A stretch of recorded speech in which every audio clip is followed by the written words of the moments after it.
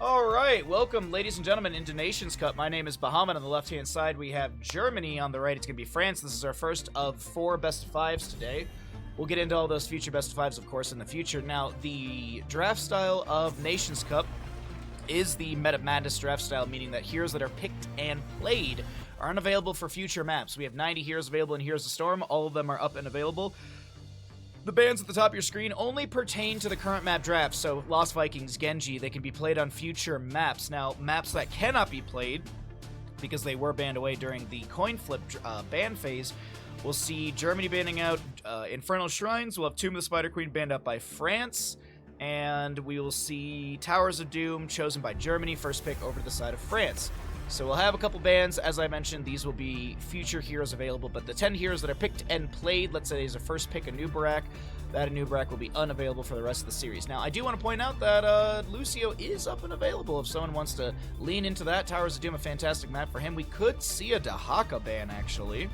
A lot of Dahaka priority on a map like this for the double soak rotations, wave clear, I was going to say phase shifting. Rush stock into the team fight, but Brightwing will be banned away. So Lucio, Dahaka, there's the quick Dahaka grab. Not too surprised by that one. Enhanced agility from the top to mid rotations are really, really strong. But this does leave things like Lucio up and available if they want to go for that speed boost. High 5 cleanse are really nice in Dahaka too. Feeding Frenzy from Dahaka at level 7 will give them cooldown reduction and drag duration increase by 0.5 seconds. A high 5 will be a good way to get rid of that targeted drag and potential blow up. There's the Lucio. We got a Hogger as well, who's got some sort of self cleanse. He's got a wind up on all of his abilities, but he's got the staggering blow to knock people back. He can create terrain with his trash. He can just throw out some dense or some easy throw dynamite for damage, and also I think you can get a little bit of healing off that as well, if I'm not mistaken. And then, of course, you have the Hog Wild, which is going to be the Unstoppable, so you can't be dragged while you're Hog Wild. But a Diablo for hard initiation, Hanzo, just scatter into that. I like the draft from both sides. It's really simplistic. It's tried and true. Both these teams coming out swinging for the fences, as they would say in soccer. So many familiar names. Yep. This is probably the best matchup of all of the second phase of Europe. There's a lot of teams that are already qualified. I'm going to keep it general just so, you know, VOD spoilers and stuff like that. If you want to know who's qualified, all that good stuff, you can use exclamation bracket and head over to the European second phase, and there'll be a chunk of area where it will say who's qualified and not. Or people can talk about it in chat. I just don't want to spoil it for anyone VOD-wise. We do have a Anduin, and what else will we see for a ban? Going to need a hard... actually, an Anubarak wouldn't be bad for a ban here. Cocoon onto the healer. Oh, gonna go for Maiev, looking for more control. I mean, it's not Cocoon, but you still have Containment Disc as well. Umbral Bind, Fan and Knife resets. So it's really nice. It's a really nice ban from the side of France. Looks like they're okay with giving Anubarak over.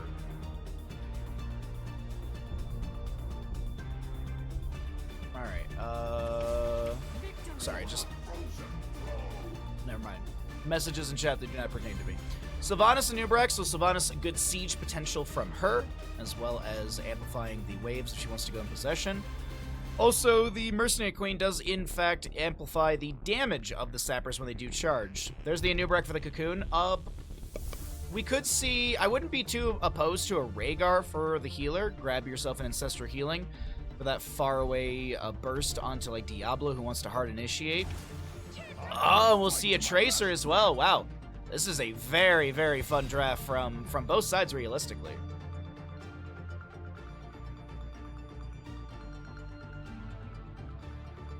Alright, sorry. Anyways. Last pick, they're going to need... they could go hypercarry Sylvanas and look for another frontline, like a Thrall, or they could look for some sort of mage for poke. I would like to see a mage. Okay, I mean, auto attacker, mage, I guess you could say, but Sergeant Hammer, I'm very not opposed to this. This kind of... I mean, it actually works really good. It works really, really good. High 5s, you've got pushback, you've got double CC from Anubarak. Both drafts look really good. This is going to be, as I said... I think this is going to be one of the best series of all 6 or all 7 rounds. I hope you're ready for it. Let me go ahead and start a prediction because the stream has caught up. Oh, that is my Windows key. Oh, it's early. Typing hard. Okay. 2 minutes. There we go. Alrighty.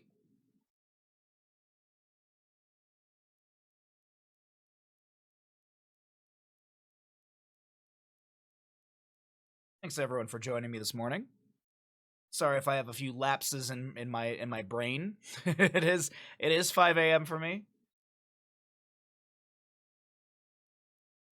But Towers of Doom map number 1 should be a fun one here. I do really like the Sergeant Hammer for the side of Germany. I really do like that. Oh, I'm just now realizing also that France still does not have Masquerade. Huh. I thought he would have been back by now. I guess he's still on vacation. So it looks like France is playing with a substitute, which I just now noticed. That is a little bit on me. Sorry about that, team.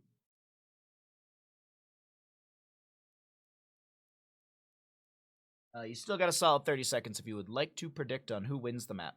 There we go. We got our little jump forward in loading. Hopefully we don't have a DC at the start. Kind of feels like we're heading in that direction. No DC, it looks like. On the left-hand side, we've got Germany. We have got Hazuabs on Sylvanas, Dino to play the Lucio, Nish on the Anubarak, Ultralist to play that Sergeant Hammer, and Gaff, also a substitute for Germany, I'm realizing, on the Hogger. Excuse me. On the east side of the map, we've got France. We've got Dequaza on the Dahaka, Nagram to play the Diablo, Yasu on the Rhaegar. We've got Banana on Tracer, and Panda Colada to play the Hanzo. There's your mid lane. There's the good luck, have funs, and let's get into it. Target practice from Hanzo level 1. Devil's Due for the Diablo. Slarif, thank you for the Prime Gaming for 4 months. I'll resend your alert when we get out of game. Thank you very much for the continued support. Alright, Totem. Oh, we have a little bit of a pause. It looks like we need a second, so let's go ahead and, for competitive purposes, we always pull out of the game, even though everyone's right in front of us. There we go. Hey, you know what? You got the odds. You got in on the odds, and, while we have this DC, or this, pause, we can go ahead and...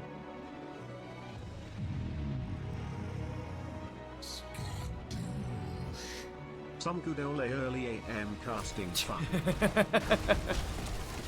Bot read that one really weird. All right, we're back into the game immediately. It looks like there's going to be a hard initiation on the Hazuabs. He's going to be going down first. First blood over to the side of France, but can Lucio make a counter kill happen? Absolutely. Ultralist rains in damage, and it will be a 1-for-1 at the start of the game here. 14 souls for the Diablos. He does pick up an extra 10 from that kill. Hogger trait build at level 1.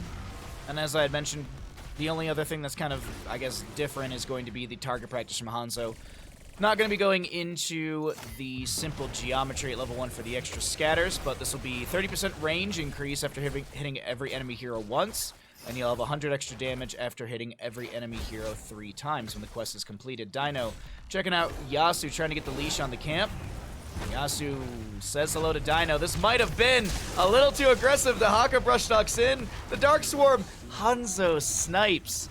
Beautiful shot. And an invade will be punished by the side of France. And now France is going to try and jump in on Germany's camp and will be able to invade. And Nubarak has to burrow out. Double camp over to the side of France. Very, very good counterplay from Hanzo and crew. Hogger will take advantage of the Dahaka brush stalking out of top and get some decent siege in this lane. Dahaka has rotated on up, and he'll lose a little bit of experience, not by much. And there's the Hog Wild to cleanse himself, the Hogger, away from Dahaka's potential drag. Just going to say hello to a Nubarak really quickly with Diablo. Down in bottom lane, Ultralisk is going to just defend the lane from afar, trying to make sure that these sappers don't get the charge, and I do think... one sapper will make it into the gate. The other 5 will be cleared, and I don't think they get the charge into the structures of Germany. Self-cleanse with hammer at level 4. Hogger's doing double soak duties. Lurker strain for Dahaka. Explosive arrow for the Hanzo. Soul to Flame for Diablo. And still trait build for the Hogger as we get into our first objective phase of the map of the day, really. We are going to be having the triple objective phase. This is standard for Towers of Doom. The only thing that there's RNG applied to is going to be where the bottom portion is going to spawn. Banana goes in, Dino, Panda Colada, they all try and dive onto Dino, but he'll live for now. Nagrama's now in a bit of a bad spot, needing to back away. Nubrak trying to continue the pressure, but won't be able to close the gap or at least get the last little bit of damage. Hammer will siege up, doesn't have hover siege level 7 just yet, but will get some good splash clear into the lane. Hogger going to pressure onto Dahaka here a little bit. We'll check on that one a little bit later, because Pulse Bomb will connect onto Dino. He's got 200 HP. Recall from the Tracer as well. Banana's fine for now. Dino, I don't know if they have a well available. It looks like yes they do as we take a look at the top bar. Yasu doesn't get the channel. We see Dahaka and Hogger trading. They'll go back into their double soak duties. We got a tap from a Nubarak as well. Will Hogger rotate in? Dahaka did brush stalk down, and Yasu gets the channel uninterrupted. It'll be 8 shots into the core of Germany, 4 into the side of France. As I mentioned, the only RNG for the map is going to be if it spawns here or here in the mid or bottom locations. Top lane, Hogger. He's going to get a bit of vision from Dino in this, so Hogger knows he's got to get out of here quickly. Does he have a Hog Wild? We can check really quickly. Yes, indeed.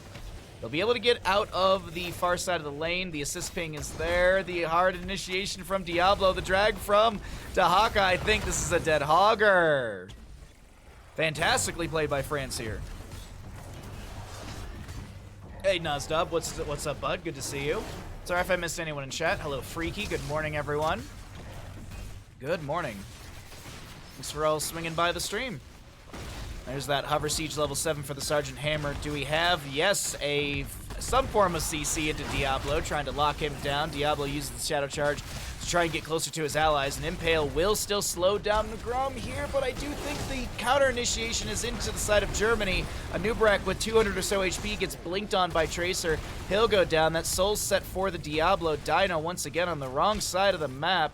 Will he be able to make the great escape? The Hanzo scatter arrows are leading me to believe no. Yasu's low in bottom lane, but he's fine. That's going to be a dead Lucio on the top right of your screen. That laugh means boss is up and available. Sergeant Hammer blast back Nagram. And that is your double objective phase coming up in about 15 seconds. Well, we have 10 talent here at the top of our screen in just about a moment. Let's go ahead and cycle through the other numbers. If you're wondering about Hanzo stacks, he's got 1. I'll break the game a little bit later and see who he's got to stack off of once we get into that level 10 area. But check out the stats at the bottom for damage, healing, and experience. They'll rotate through. No 10s on either side just yet, so we still have Germany poking here and there. Hogger and Dahaka in the top lane. I'm just checking really quick. Dahaka does have Brush Stock up and available. Dino gets hit with a Pulse Bomb. Needing to wall ride, gonna amp it up as well. You can tell because he's got the reverse amp, so you know when that's active. Little scatters poking out from Panda here, as that is a haunting wave down into the bottom lane. Doesn't look like anyone's going to interrupt Hazuabs. Maybe Panda Colada with a Sonic Arrow, yes. Diablo hits level 10, Ancestral Healing, Dragon's Arrow, Isolation, Lightning Breath. We don't really know Tracers because we can't see the symbol for the time being. Panda with the channel in bottom. Haunting Wave will interrupt once. Nagram comes in. That's a Dragon's Arrow. Going to go a little bit wide. Nagram will go down. That's just Diablo Soul's reset. He'll be back in 2 seconds. A kill on to Hanzo. Germany with their 10s have started to turn the tables as a Cocoon really slowed down any defenses onto that Hanzo or Diablo. And it looks like we'll see Germany with the advance in damage. It'll be 32 to 28 in core HP when Hazuabs finishes this channel. 4 more shots going into the Raven Lord, or into the Gravekeeper from the Raven Lord. Alrighty. The Pulse Bomb is going to be, I believe, that Sticky Bomb upgrade? Yes, indeed.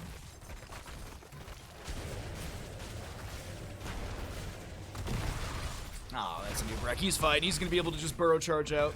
Hogger, once again, taking advantage of the enemy team, pressuring another lane, will be able to get some great siege in the top lane, starting to get damage onto the fort. We still have forts on the map. Once the center teleportation opens up, that's when the upgrade does happen. It's simultaneous. They go to keep values. And as I had mentioned, we can also break the game and take a look and see what Hanzo is missing on his stack. So let's go ahead and do that right now. Let's see. So, Wow. 2 stacks needed on Sylvanas, 1 on Lucio, 1 on Anubrak, and 3 on Hogger. That is, that's rough right there. As we go ahead and jump back into our proper vision of the game, we've got the Diablo jumping in onto the enemy team.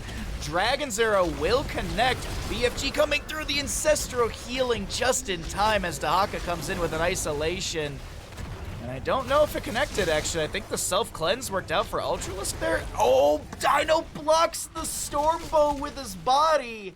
And Hazuabs lives as we get a single altar in the center of the map. 13 talent tier around the corner. Diablo will hearth out. Sappers in bottom should get the charge. No, they won't. Not if Hazuabs activates Black Arrows and locks them into place. Augur has the wave shoved into the fort once again. Single altar coming up. Diablo Souls at 59. Half the stacks on the Dahaka, which means he's got 100%. He's got mount speed for 5 seconds after tapping a bush. He'll be even faster when he finishes up that talent, but we've got Tracer going for the channel right now. No interrupt onto her. No Hazuab's haunting wave. Nothing. All right, Banana gets the channel. And parity has been found once again on map number 1 in our first best of 5 of the day. 28 to 28. We'll see 13s apiece in just the level 3 of 5 in kills. Isolation is back up and available. Dragon Strike is as well. Dragon's Arrow as well.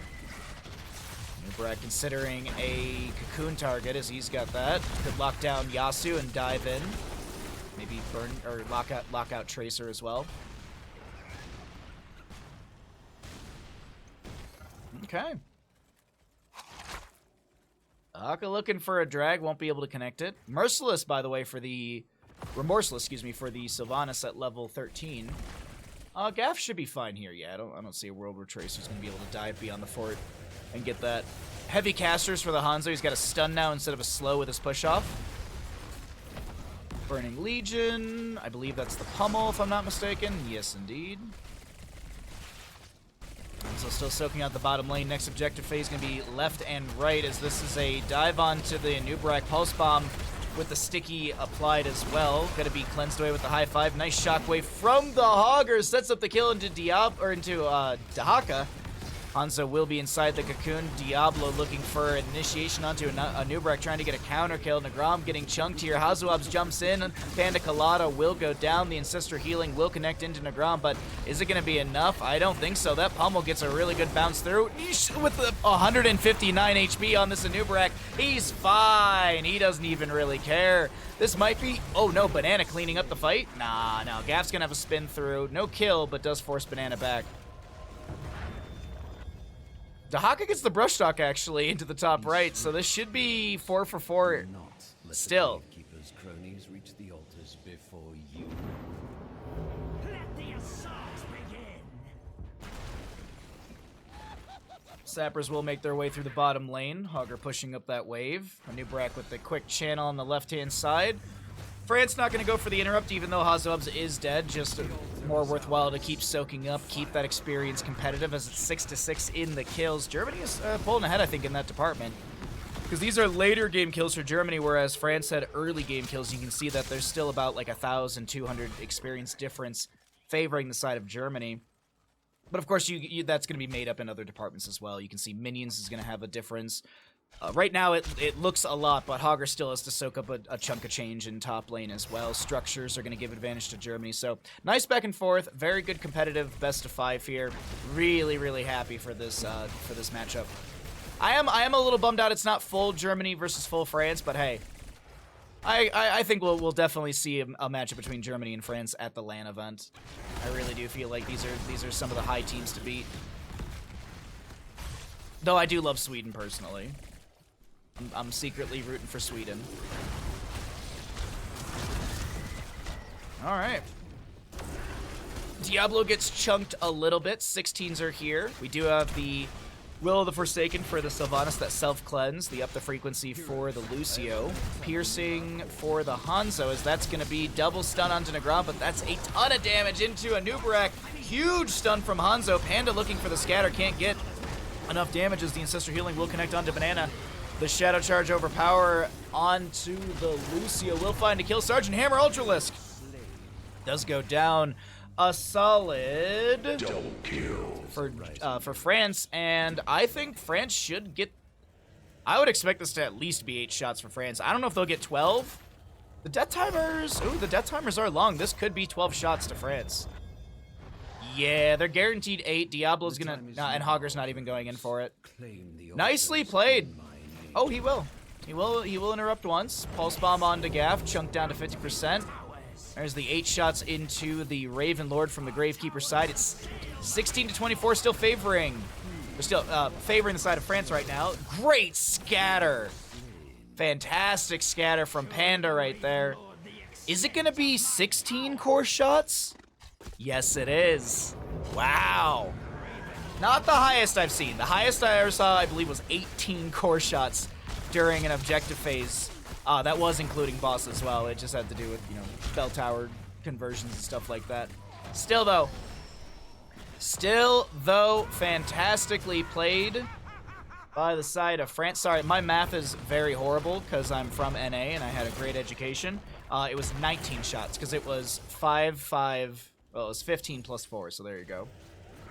Triple bell tower phase and boss. We can do math at 5 a.m. Well, 8 HP on the side of Germany, but it's not over just yet. This is Towers of Doom. The game's not over till a core falls. But that's the reason I love Towers of Doom, because there's so much comeback potential on maps like this. We are going to have, I believe, I'm just looking at the mini-map right now, watching where Diablo is. Yeah, it is going to be a single altar phase in the bottom of the map. These are the moments where Germany can start to crawl back or claw back in this map number 1 around these single altar phases, because this is where Hammer starts to really shine. Just the big thing is you don't want to lose out members right before that objective phase spawn. That, of course, is the thing that you really don't want to... It's the one thing you want to avoid, and hopefully Germany will be able to do so. Widow Mines in the bush just to scout out. We'll have the announcement of the altar, and it seems like Germany wants to get some hard siege in the bottom lane. Nubrak gonna spawn a bunch of beetles with some of his abilities. That's going to be a ton of damage into Diablo. Negrom trying to back away as he's chunked down to about 50% after some healing from the Rhaegar. And I think France can easily just give this away. I feel like Germany's got the positioning around this. Stepping in this is going to be a little difficult. But they will try. France will try. Banana with some sustained damage onto Hazuov's. Pulse Bomb will connect. Meanwhile, we've got Lucio coming in. Hanzo's Dragon's Arrow will be able to delay out the objective phase. I thought the channel would have come through by this point, but it seems like that's not the case. BFG getting some damage, rocketing through the enemy. Ultralisk getting cooked up inside that tank. Yasu with the channel, and I don't know, now Germany feels like the ones who are going to have to give this away, and yes, that's actually the case. Good zoning from France. Beautifully played. I honestly thought Germany kind of had the positioning and the ability to dissuade France's advancements, but it's France finding another kill here in map number 1. Negrom getting a last-second heal from Yasu, and Panda does finish out that level 1 target practice, meaning he's got the extra 100 damage on that Stormbow. As Hogger is fine in mid lane, he'll be able to hog wild out. Boss up in 2 minutes 33 seconds. Another... Wait, really? I don't know if I've ever seen this before. That was bottom lane altar into bottom lane altar. It's not double. It's not like there's ones in the top. I don't recall ever seeing this. Huh. So that's the first for me. Ooh, Banana goes in deep and will be able to get the kill with the help of Panic Colada on that Sergeant Hammer. I don't know if I've ever seen a double altar in the exact same spot. That feels like a first to me. Huh.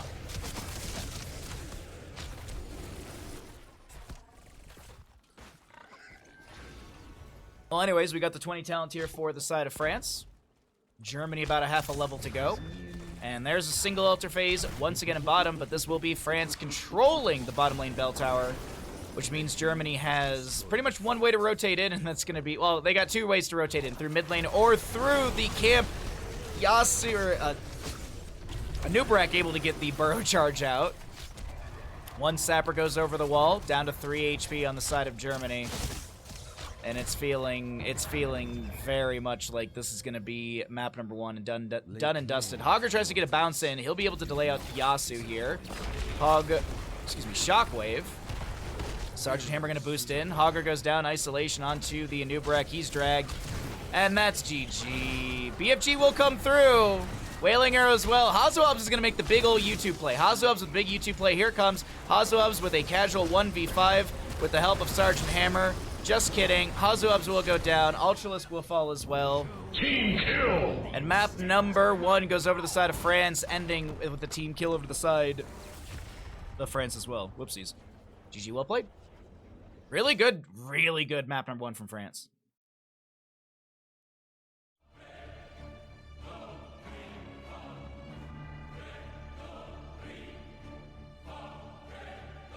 Crazy performance from France. I would agree, Transparent. What's up, bud?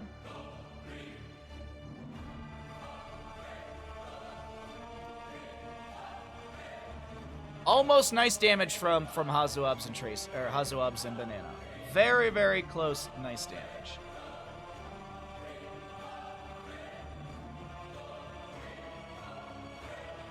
Yeah, that Diablo play was fantastic. Beautiful, beautiful shadow charges into overpowers consistently.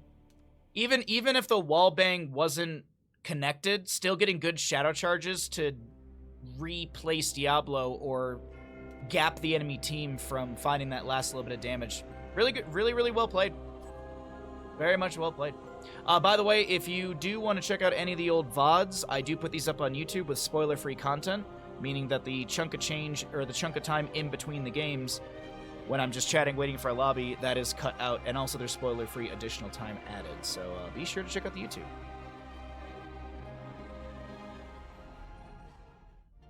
Welcome back, ladies and gentlemen, into the Nations Cup. My name is Bahamut. On the left-hand side, we have Germany. On the right, it is going to be France. We are getting into map number 2 in our best of 5. This is the first best of 5 of the day. We have 4 best of 5s coming at you today, and this is map number 2. As I had mentioned in the first draft, we use Meta Madness draft style for Nations Cup, meaning that the heroes that are picked and played are unavailable for future games. I know a lot of you probably know these things, but if there's someone who's new, or maybe they just don't clearly know all of the ins and outs of the draft style, at least they can get the information. So, as we had our first map played, Towers of Doom, Lucio, Hogger, Sylvanas, Anubrek, etc. are going to be banned away since they were picked and played. As a reminder, heroes at the top of the screen who are banned away are only banned away for the current map. So last map we had a Lost Vikings ban. If they are not banned in this game, we could see Hazuabs try and play that on Cursed Hollow. I wouldn't actually mind if Germany tried to lean into the Lost Vikings playstyle and go for a single lane super hard push. That is something we have seen in the past, but of course, I don't think France is gonna give that away. The Valera, really, Valera. Uh-huh. You're gonna wear your Heroes Lounge jersey? I have to figure out if I'm gonna wear Hawaiian shirts for both days. Because Hawaiian shirts are the, I always wear, well, I try and wear Hawaiian shirts on finals days. So maybe I'll wear Hawaiian shirts both days. I've got a couple. I don't know what the casters want to do. I don't know how serious they want to be on day number 2. I'm not sure yet. I haven't packed yet because, I mean, there's no point just yet. It's still a little bit away from my travel time. All right, well, the Blaze will be banned away. We've got a Valera and a Zeratul ban. The Valera ban is very interesting to me. I know it can be extremely strong, especially with an Abathur hat on a map like Cursed Hollow, because you can treat it like Dota or League of Legends jungler sort of rules, where you're quite literally just rotating around the map, ganking and getting kills. Yasu is a known God Valera player. Oh, well, thank you for the tidbit there, Argas. I hope it's warm in Berlin. I was looking, it's supposed to be like right around now-ish, I think, or maybe next week. Yeah, it's next week. Next week it was supposed to be about 77 degrees Fahrenheit, which is roughly 25 degrees Celsius, I believe. 10 is 68. No, it'd be 15 degrees Celsius. Right? No, I had it right. It's 25 Celsius. I think it's like 25 Celsius in Berlin. Yeah, because that would be 68, 9, 77. Yeah, just about 25 Celsius. So, it's supposed to be, if that's the weather in Berlin, that's gonna be great. There are Hawaiian shirt inspired suits. I'm not gonna buy a Hawaiian suit. No, thank you. Suit up for day 2. Bet and Kaldar mentioned buying a new suit. All right, cool. Cool. Yeah, next week it'll be like 20, 25 in Berlin. That's gonna be great. Suit with Hawaiian shirt sounds dope.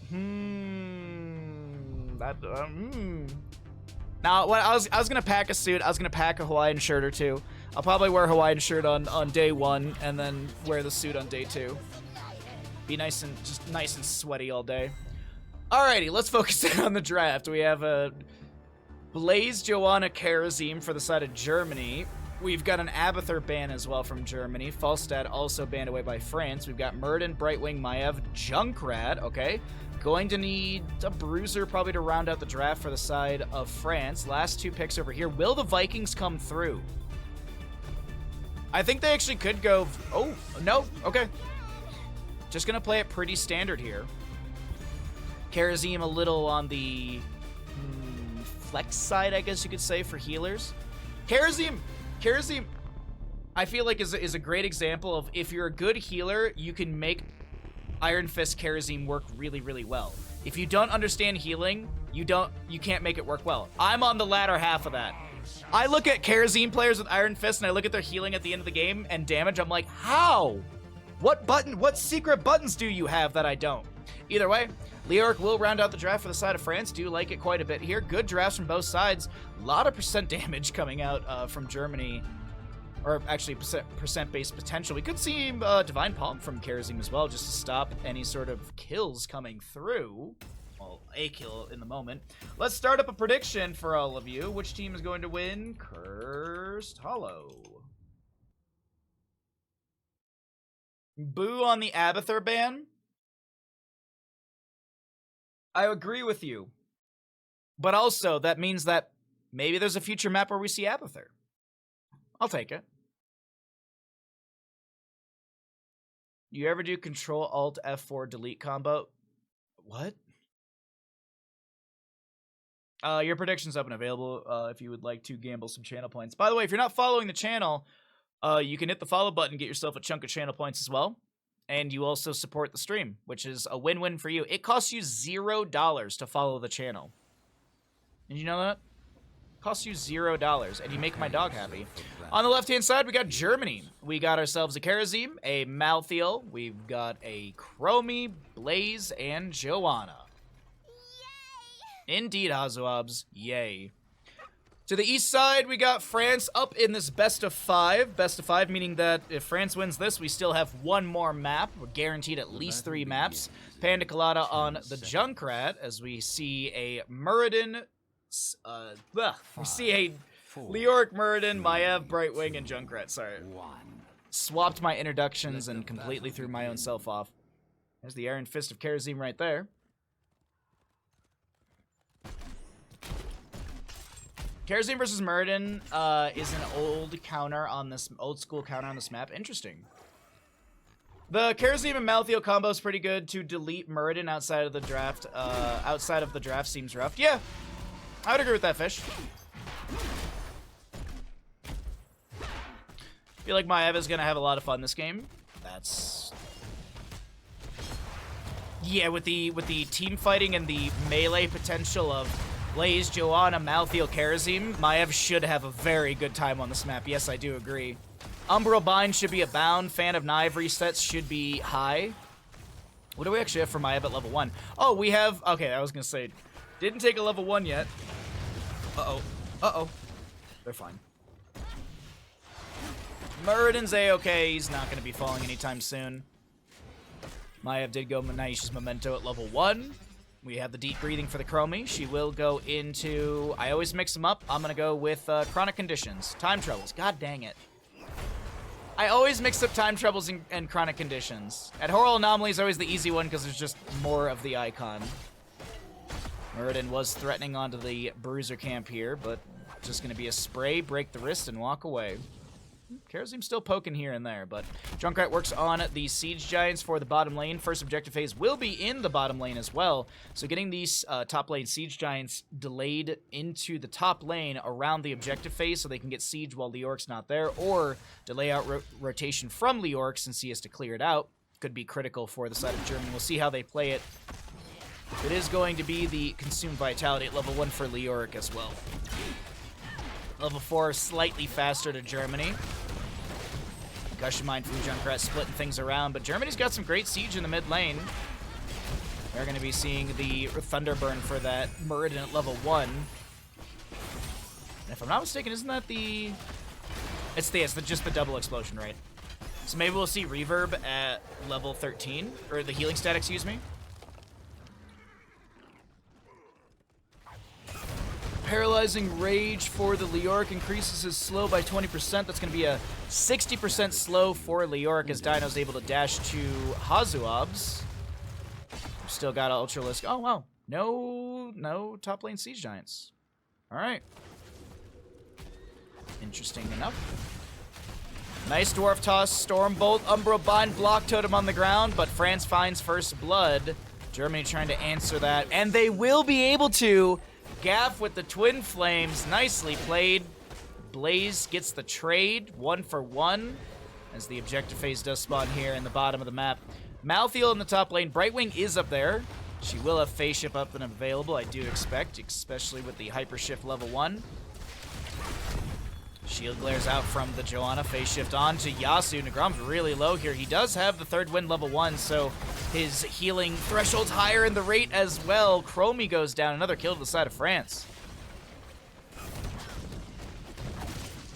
Yasu low, but just not threatened, which is wild to me. The Moxie of Yasu here, just a step back in with a third of their HP. I wouldn't even say a third, probably a quarter of their HP at this point. Still, Malthael soaking up in the top lane. Dino's able to dash to a block totem to get out of there. Junkrat poking out, being annoying to the enemy as best as they can. Brightwing with the channel, but oh, no, she's out of the oil slick range. Yeah, Johanna, she wants the shield glare. She won't get it in time. And now Dino's in a really awkward spot trying to back out of here. Muradin, does he have a Stormbolt? Nice body blocking from Blaze. And Johanna deny the dive onto Dino. Malthael's still soaking top lane.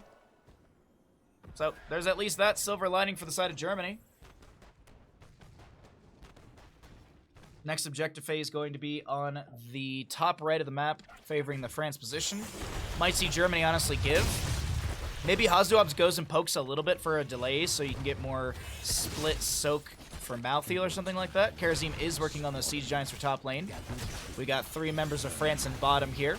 We've looked at the talents for a while, so of course, as always, we're approaching level 10s. We'll go ahead and take a look at those other numbers. Temporal Loop for the Chromie, by the by. Going to be forcing out those Soothing Mists from Brightwing. Leoric will be able to Wraith Walk out of that, so you can self-cleanse. Maiev with the Vault of the Warden. Junkrat could just go Rocket Ride and cleanse the... Oh, could you imagine? Taking Rocket Ride to cleanse out. Oh, I'm too afraid of that Temporal Loop. Better take lesser good talent. Well, either way. Germany's going to have Johanna still in bottom lane. Leoric is soaking out the mid for the side of France. We've got Siege Giants in the top lane. What are those getting right now? They're doing just fine. Panda Colada a little bit low on mana. We'll be able to get a full bar of that just as the Blaze gets a jet propulsion. Now it's the frag launcher grenade charges. Ultralisk. What, Ultralisk is alive? I thought one auto. Where's the one auto to kill Ultralisk like 3 times? He should have died here. That is going to be the kill. Brightwing will be traded by the Karazim. Johanna rotating up from bottom lane. Is there a delay from Dino? Is he going to jump in? Dino's going in, going to sacrifice himself. 7-sided strike. Yasu will go down. Panda Colada didn't share the pain. You gotta share the pain. Oh, man. Well, Panda lives with some 30-something HP. We'll get the phase shift from Brightwing from core. No channel on the objective still. Pyromania pop by Blaze. He gets a jet propulsion that says nothing. Riptire gonna be sharking around here, but it didn't find the Blaze, so that's yep. Didn't find Blaze. Chromie tries to burn it down, but the explosion will be triggered. Brightwing with the channel. Banana gets 2 out of the 3 curse points for the side of France. 6 HP, really? God dang. You gotta share the pain. Each strike hits the highest health nearby hero.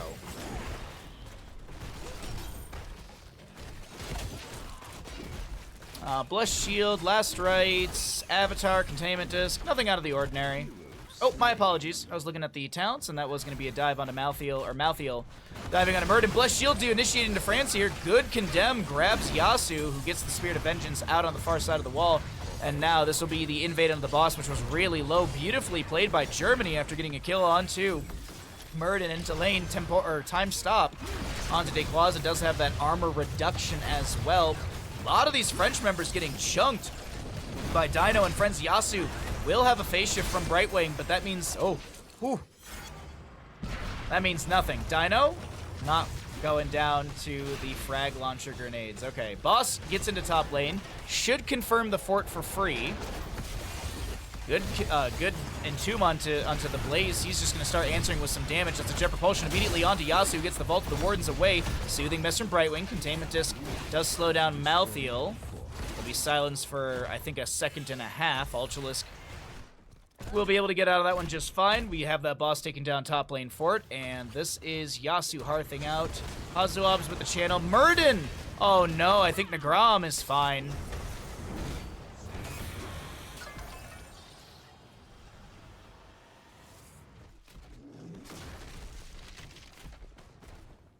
What a great series. Germany coming back here in map number 2 so far with these later game kills. As we can see the experience difference right here between 5 to 4 in kills.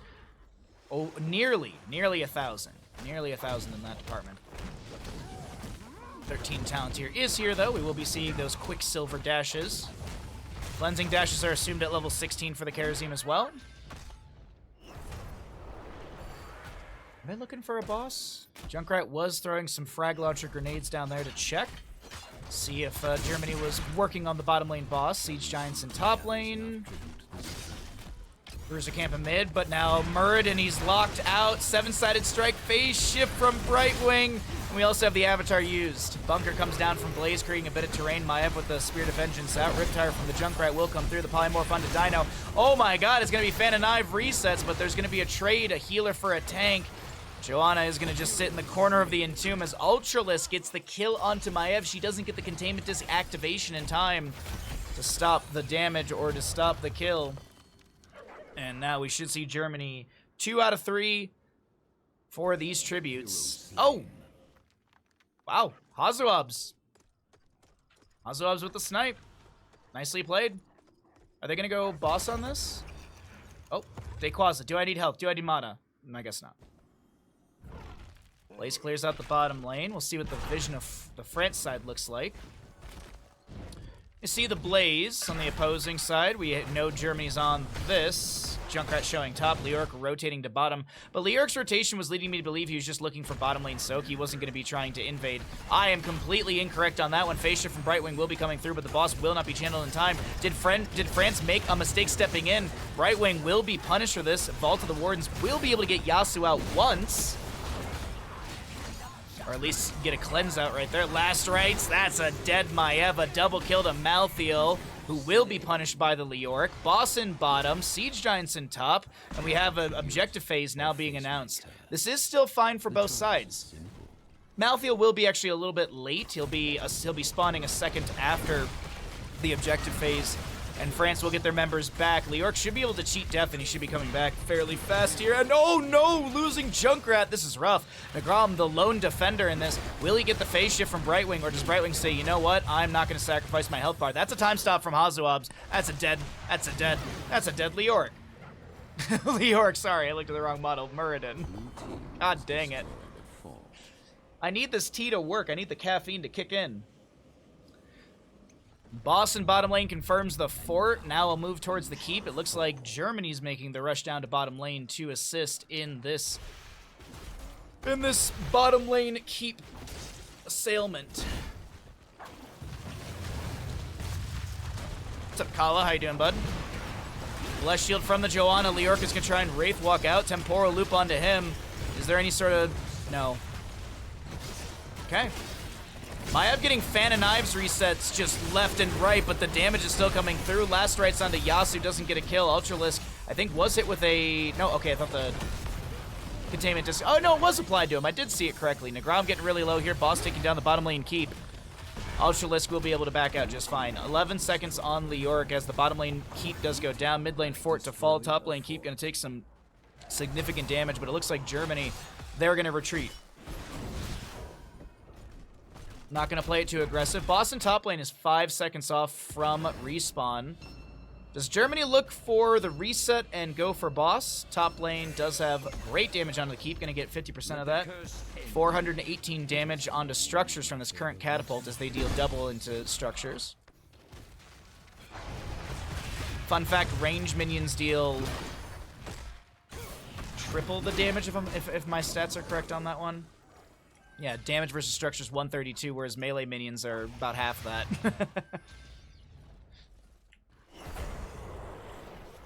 Range minions, a lot more powerful into structures than those melee minions, as here comes a great initiation into the side of France. We have Dino a little bit low, but that's okay. They'll be able to drop the block totem back out. Nagram with the double temporal loop. Last rites will be applied, and Germany finds the first kill in this initiation. We do have a Rip Tire getting some damage out. On the top of our screen, Panda Colada will be going to the beach as Hazuabs dumps the sand on top of their head. Junkrat's dead. Banana should go down on the bottom right of your screen. Leoric with like 70, 80 HP. A dead Leoric, or a lone Leoric, is the single defender, as this is Germany going to make quick work or quick rotation through the top lane. Got to be careful of these keep shots. Going to have Joanna anchor a few of those. Shield glare. Oh, they take down the keep really quickly in the rotation through. They've got the time for it. Germany should be able to take map number 2 in our first best of 5 of the day.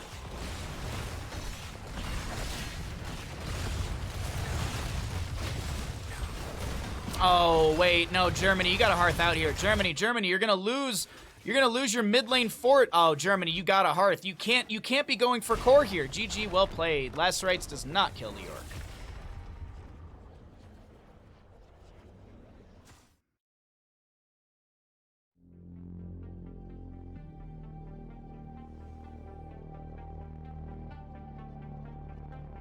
Germany late game play. Really, really good.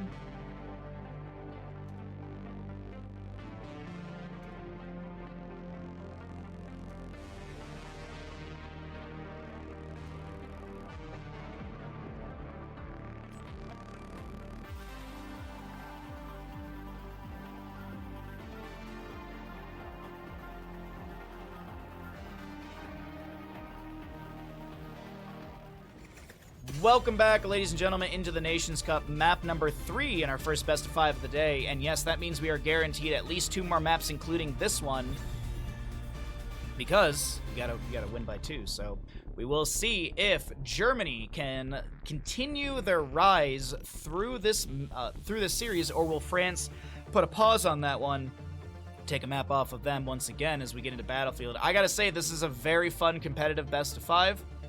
Got some great action here in the Nations Cup, and we also will be seeing 3 more best of 5s today. We've got, let me look at the list. We've got Sweden versus Finland, Netherlands versus Ukraine, and Poland versus Spain.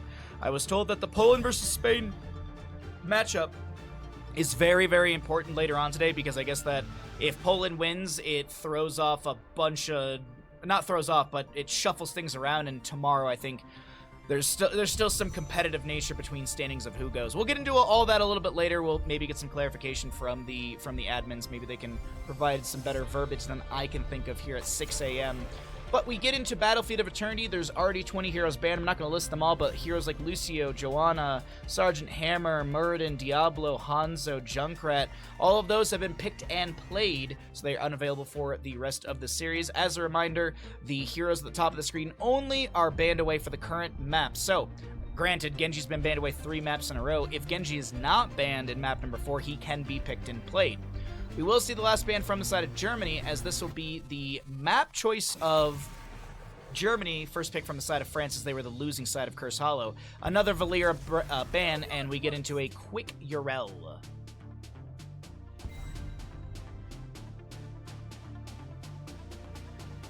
Really don't like pre-roll as a viewer. Yeah, that's why I do my best to run pre-roll and get rid of it. Cam, what's up, bud? Good to see you. How you doing today? Yeah, it's one of those things that, like, I have no choice in the matter. This is something Twitch decided on. I do my best to constantly get pre-roll off. It's just, yeah, it's Twitch. Like, No joke, I have a screenshot from a tier 3 sub from my channel getting ads on Twitch. That's the most asinine thing on earth. All right, like, let's fire 400 people because stock shares, yay, or whatever they're claimed. Anyways, France is gonna Cho'Gall, by the way. France is gonna Cho'Gall, easy peasy Cho'Gall lemon squeezy. I do like the Vala and Anduin for Germany. Really nice, just start. Doesn't show a lot of their draft. Strong heroes in kind of whatever draft you want to build. Do you want to build a defensive draft where you're kind of just poking and playing around the enemy's aggression? Because this is Greymane, Yrel, Malfurion. Greymane, Yrel at least diving in. So you can play a little bit on the backside. You can play a little more defensive. Maybe look at, I was just about to say it, you could look for Garrosh, deny that dive potential. We could still see things like Tyrael, Varian could be an option. Maybe, because the blinds would be nice. There's the Tyrael ban, so we won't be seeing him. I still wonder if they should not promote Turbo more. I actually think Twitch is purposefully moving away from promoting Turbo because I think it loses them ad revenue.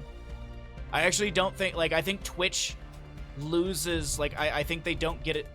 Twitch doesn't get, like, super good value when people get Turbo, I think, and I that's what, at least what I think I remember reading. Sorry, it's early for me. I'm doing my best to hold it together, chat. My goodness, it's still going. What's still going? Oh, the Nations Cup? Today and tomorrow are the last 2 days for the European qualifier. There's 7 rounds for the Phase 2 European qualifier. We're in round 6 today, round 7 tomorrow. They promote Turbo on PC a bit more. It shows a profile picture. Oh, really? Huh. What's up, Fox? How you doing?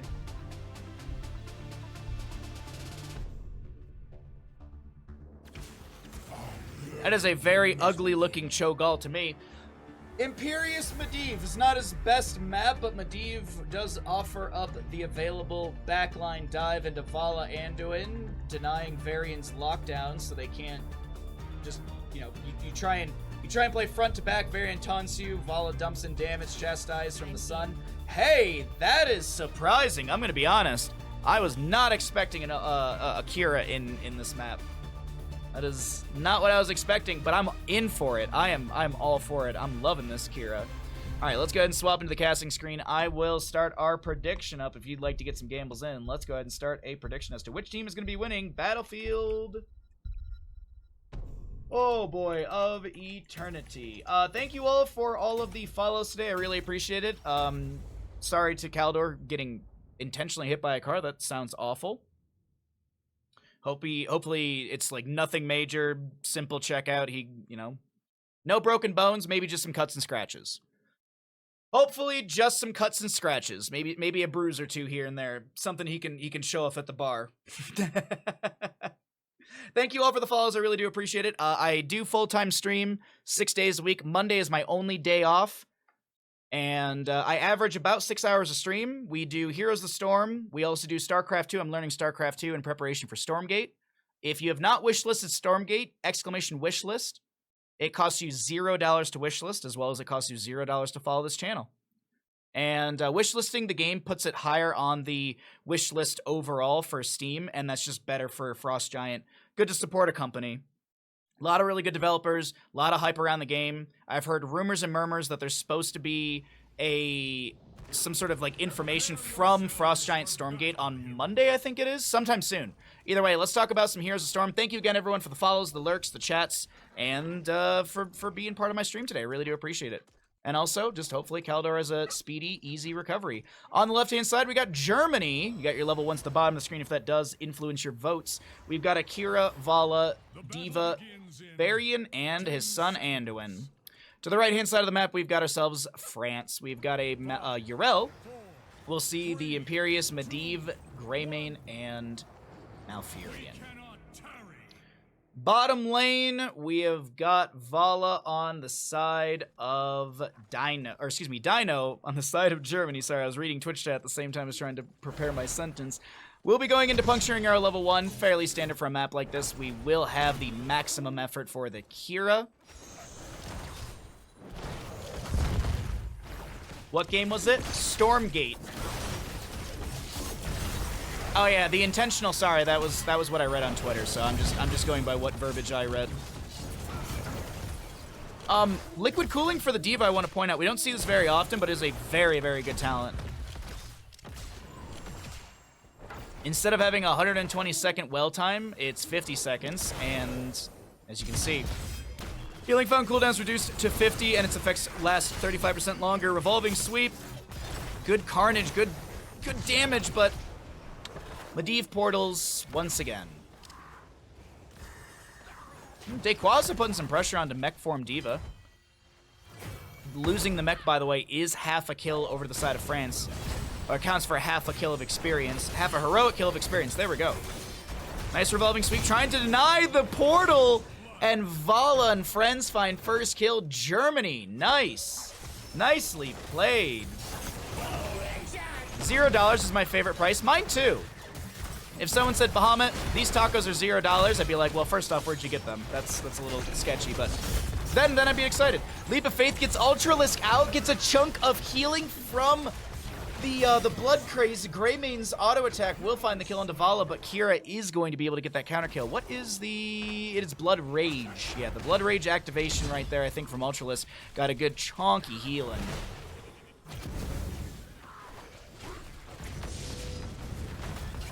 You could say Liquid Cooling is a well-thought-out talent.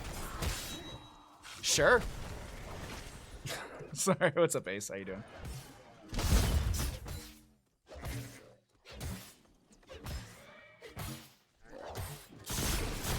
$27 stacks for the Medivh, by the way, on his baseline Arcane Rift. We've got level 4s for both sides.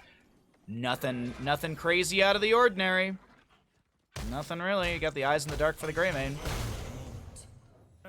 Which is actually really good because you can't be taunted in that moment. So it might just be a little bit of tech right there from Greymane to stay safe.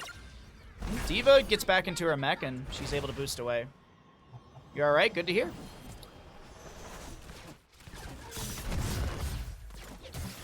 Piercing Light, not Inner Light for the Anduin. Building up that percent power, which also will, spell power, also influences your healing output as well. Objective phase in the north-south positioning first of the game here. Beleth and Alarian will be raced down, but right now it seems like the side of Germany's got a faster race priority, or at least they've got faster race on the beginning. Negram's gonna take a bit of damage here. Where is Medivh? I don't see him on the mini-map. Oh, no, there he is. He's floating above because that is a well-balanced hero level 1. Just bird form portals.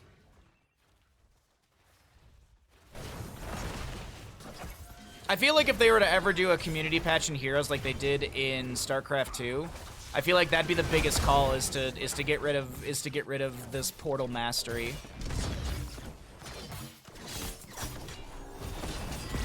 That's what I'd be rooting and tooting for. Revolving Sweep from Ultralisk is not gonna actually. He didn't reactivate it. He used the grapple hook to stop. That was really cool. Nice little play from them. We do have a chase on a dino on the north side of our screen. Vala will go down, but the Immortal phase will be won by the side of Germany.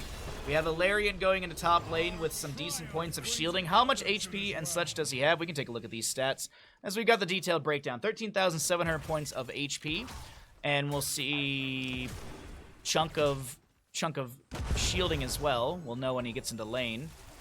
Just under 6,000, 5.5k. And a little over 1,000 damage into structures from our angelic sieging creature. Medivh stacks are done, so time to turbo it for Yasuo. Means that if he dies, he won't be losing any of those stacks. And actually, Yasuo is going to dive in. Got the Raven Familiar as well. Greymane goes to the portal protection status onto Panic Colada. Celestial Charge will be onto Ultralisk. Another Blood Rage to get a bit of HP as Dayquaza is in the bush, but I think Hazuab saw that already with the Divine Star. I did not know this at the start of the game, but Hazuab is on healing this game, so a little bit of a role swap here and there.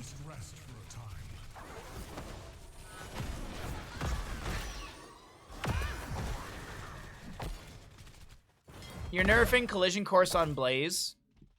By how much?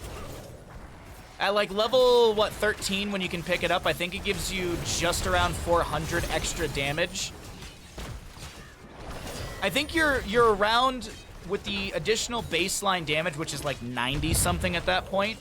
or maybe even 80, you're somewhere in like the ballpark of high 300, low 400s, I think, something like that, at level 13, which is a third, or excuse me, a quarter of like, what is that? A quarter of Vala's HP with just one collision course connection. Yeah, it's about a quarter of Vala's HP for one collision course connection. Yeah, I'd be fine with nerfing collision course a touch. Blaze is already pretty strong with his kit. I'd be fine with nerfing collision course damage by, I don't know, 25-50%.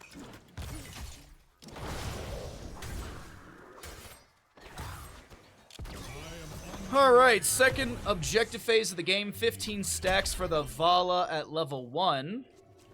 And that's going to be, she gets 6 extra damage per stack. As we take a look at the damage, 90 extra damage, plus the, so she's at like 289 damage or something like that for the first hit on the Q. And then there's subsequent bounces as well.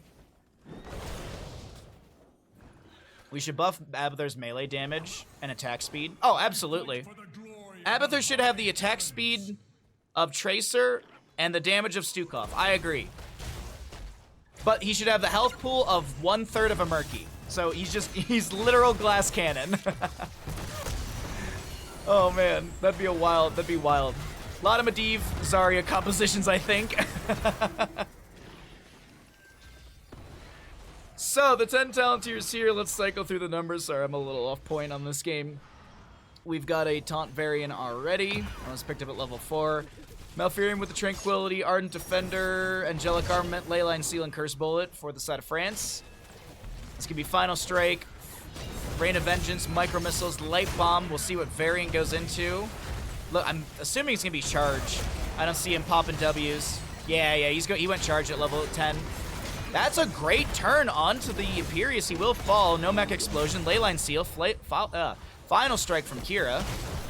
Leap of Faith is going to be a Kaimo Cleanse, and Hanzo will get 1 stack or another stack on his Piercing Light, but Greymane finding the double kill overall. Diva and Mech count for half a kill each. Yrel jumping out, trying to poke onto Dino. Speaking of poke, we've got the race from Greymane on the bottom right of our screen. Dino trying to get a bit of extra stacking on that Puncturing Arrow level 1. The Immortal phase below 50% here. And the side of Germany's got to make a decision. Do they give this? Do they poke? What do they want to do? Anduin on his way back. So is the Diva as well. Imperious zoning Dino away. Rain of Vengeance stops the Celestial Charge. Portal from Medivh chasing onto Dino on the north side of the screen. And Dino is just going on an adventure here. The Immortal will be won out by the members of France, as well as finding the kill into Dino. Malfurion sniping that. Medivh does go down to the Varian. Probably a taunt combo with Kira's available damage. 4-second cooldown on the charge for the Varian for his E. We'll see a Larian in bottom lane. Belith, excuse me. Big Bad Belith in the bottom lane. 1,284 damage, 17,000 points of HP, and that shield is about to fall as he'll move into melee range. Once that does, oh my god, the Diva drops the mech just in time. I thought that was going to be a half a kill free over to the side of France. As we're looking at the bottom left of your screen, Negrom with the flank in the bush is going to just step right out, look for the Celestial Charge, going to land it right onto Diva. And the Light Bomb is canceled because Diva loses her mech. Oh no, Germany's going to lose the fort. Will they lose more here? Dequaza pops the Ardent Defender. No Righteous Hammer to bop the Variant out of place, and I think this is a disengage and a quick lane shift from the side of France to try and take down top lane fort.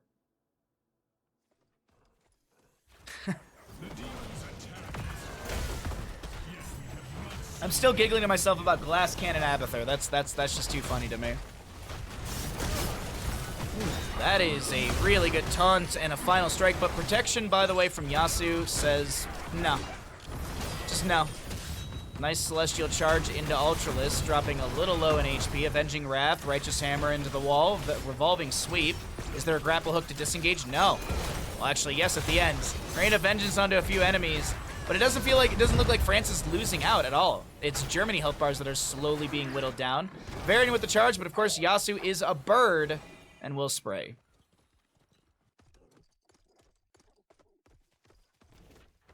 Feels like Diva's not the perfect pick. What would you have gone for instead? Arthas, Deathwing, Gazlo, Ragnaros, Rexar, Sonya, and Thrall were available. Chen was banned away. What would you have taken differently? Those are the available bruisers. Artanis, Chen, Gazlo, Ragnaros, Rexar, Sonya, Thrall. I think I read Chen there. I'm sorry. He's not available. He was banned away.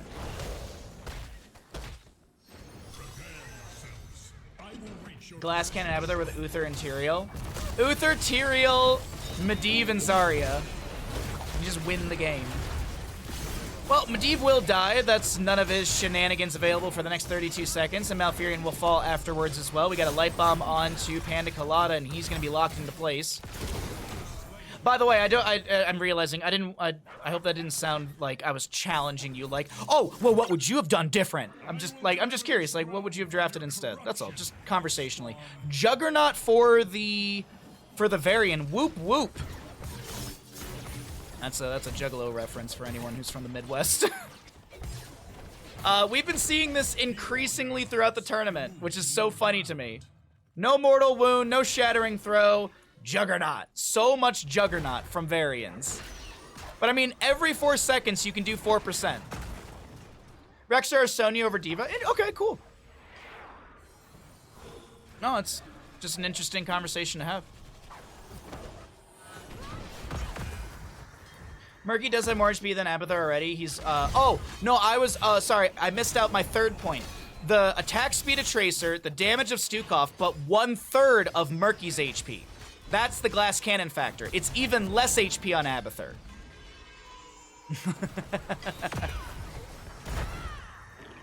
Here you can see Juggernaut. Oh, absolutely, absolutely.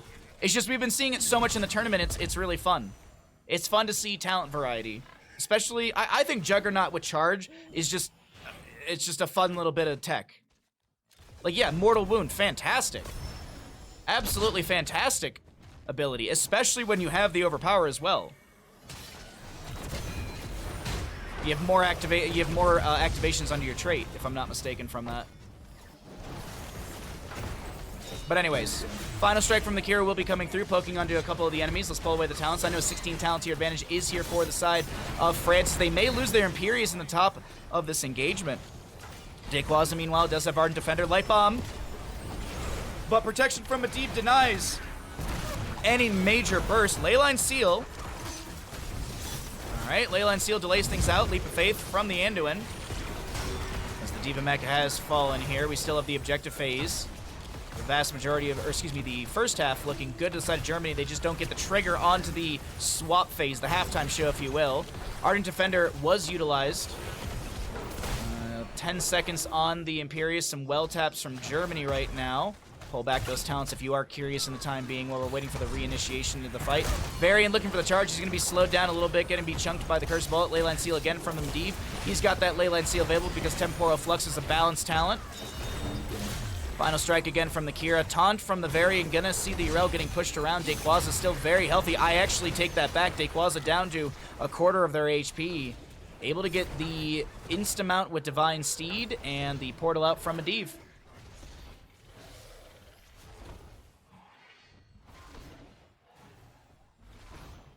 One-third of Murky's HP, Abathur would have to fear the ads. Exactly, exactly. If you're gonna make Abathur have Tracer attack speed with Stukov damage, there's the balance. That is my armchair development for you. Lots of damage. Okay, they're a glass cannon. They can die to like a catapult shot. Why not?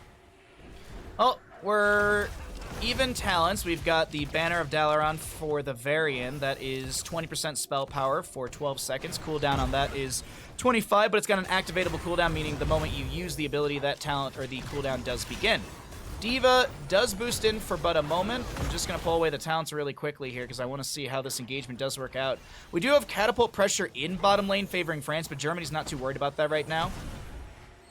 8 to 10 kills. Urel checks the bush with an Avenging Wrath. The Immortals on their defensive sides, but slow little poke here and there from the side of France will continue to whittle this down. Avenging Wrath in from the Urel. Cursed Bullet was there. D.Va Mecha Explosion activated. Ultralist looks for the revolving sweep, but can't land it. The Mecha Explosion will zone back the enemy for a second or two. The Light Bomb does connect. The Final Strike once out again from the Kira. Angelic Armament from the Imperius trying to find a little bit of poke and will land that damage onto Ultralist. We do have some bops from the Righteous Hammer. The Leap of Fate doesn't come through. The Leyline Seal does stop the Anduin, as Leap of Faith does connect onto the pilot. D.Va, Varian is dead in this engagement, and Dino should go down. Wonderfully played from France here as they engage into Germany. Ultralist looks for the huge blood rage and gets great healing off that Carnage. D.Va wants to chase onto Yasu, has the good to go in the pilot form. Yasu should get chased down here by the D.Va. The Immortal will go over the side of France.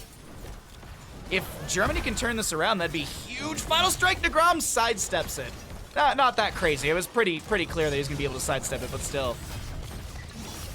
Oh, they want to kill DeGrom so bad, but they just can't do it. D.Va's going to lose her mech. Has that torpedo dash and the concussive blast from, as I mentioned, the good to go from the pilot. Concussive pulse, excuse me. Oh man, what a moment, but this is going to be Immortal phase over to the side of France. 24,000 HP, 1,724 damage into structures. As this bottom lane, or this top lane fort shall fall. D.Va pilot form, bottom lane soaking things up. 9 to 13 in our kills. As we cycle through the other numbers once again, take a look at some of this experience breakdown between both these teams when it comes to damage, healing, and experience for both sides.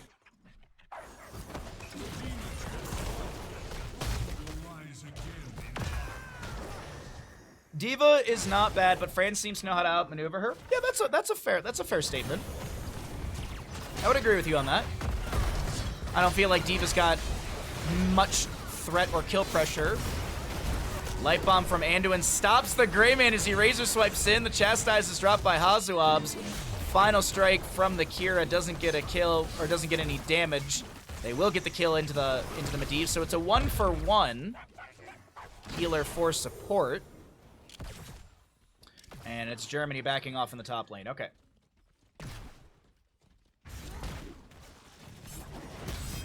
Another Celestial Charge, a root from Malfurion. Revolving Sweep from Kira. Gonna get good stacking on her bleed. Wow, Negrom getting chunked here! But Greymane jumps in. It's a double kill from Imperius. What? I'm sorry. What? No kill. By the way, for anyone wondering, Final Strike, after 1 second, deal 801 damage to enemies in a line. This damage is increased by 25% against heroes who are below 50% health. So I was actually thinking that maybe Imperius dies right there, but nah, he's fine, apparently. He hearths out, 20 talent tier, now in the hands of France. They can win this objective phase. Let's see, where will the objective go? Top lane is the more well-defended lane, so if France wins this, it will go into top lane. If Germany wins it, it goes to bottom. We know this because we can see the top lane fort is very destroyed, or very much weakened. But yeah, that is actually how the Immortal determines which lane it goes into. It's just whatever's more defended. So if there's just if there's two keeps and both of them have full HP, both gates have full HP, but one tower in top lane has 1 damage on it compared to the bottom lane, the Immortal will go to bottom lane because that is, by the stats, the more well-defended lane. Or the stronger lane.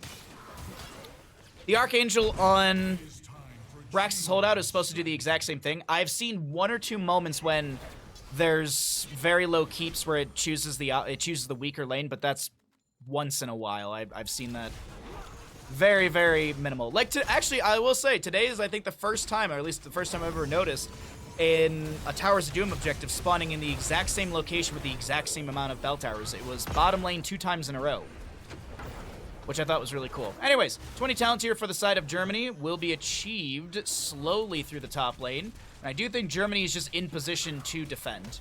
I don't think Germany's going to look to step in and do any Immortal racing, not going to be looking to whittle down any of the shielding. 55 stacks with the Vala, by the way. That means that she's got 330 damage plus 307, so she's dealing 637 damage on the first hit of Q, and as I mentioned, there's subsequent bounces as well.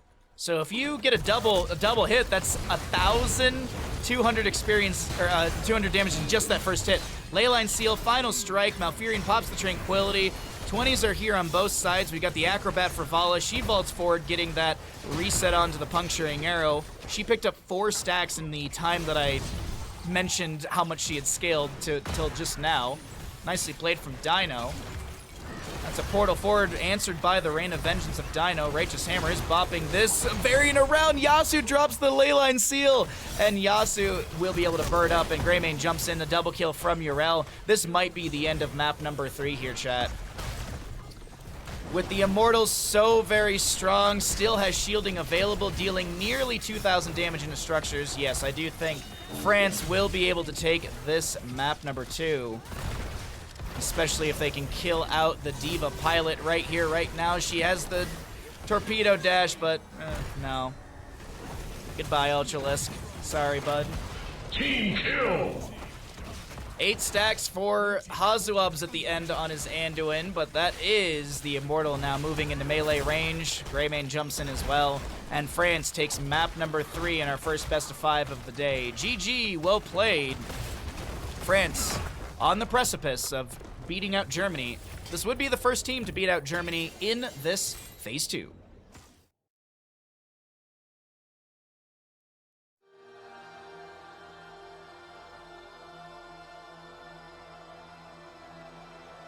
I bet there needs to be a sphere to see us in Carbot shorts.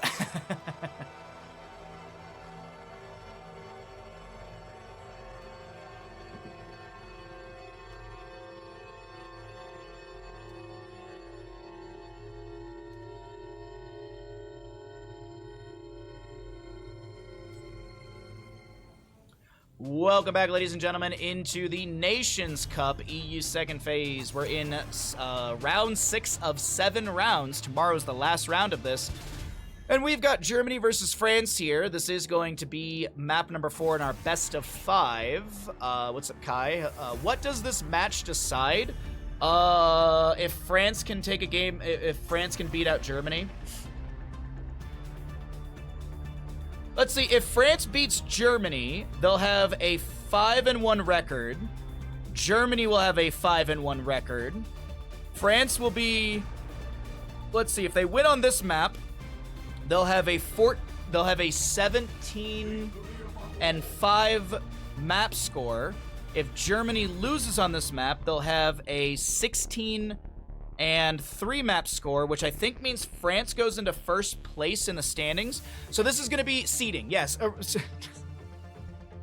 I'm so sorry. It's early for me, and I did the engineer thing where I explained everything but gave you the simple answer of seeding. It has to do with seeding.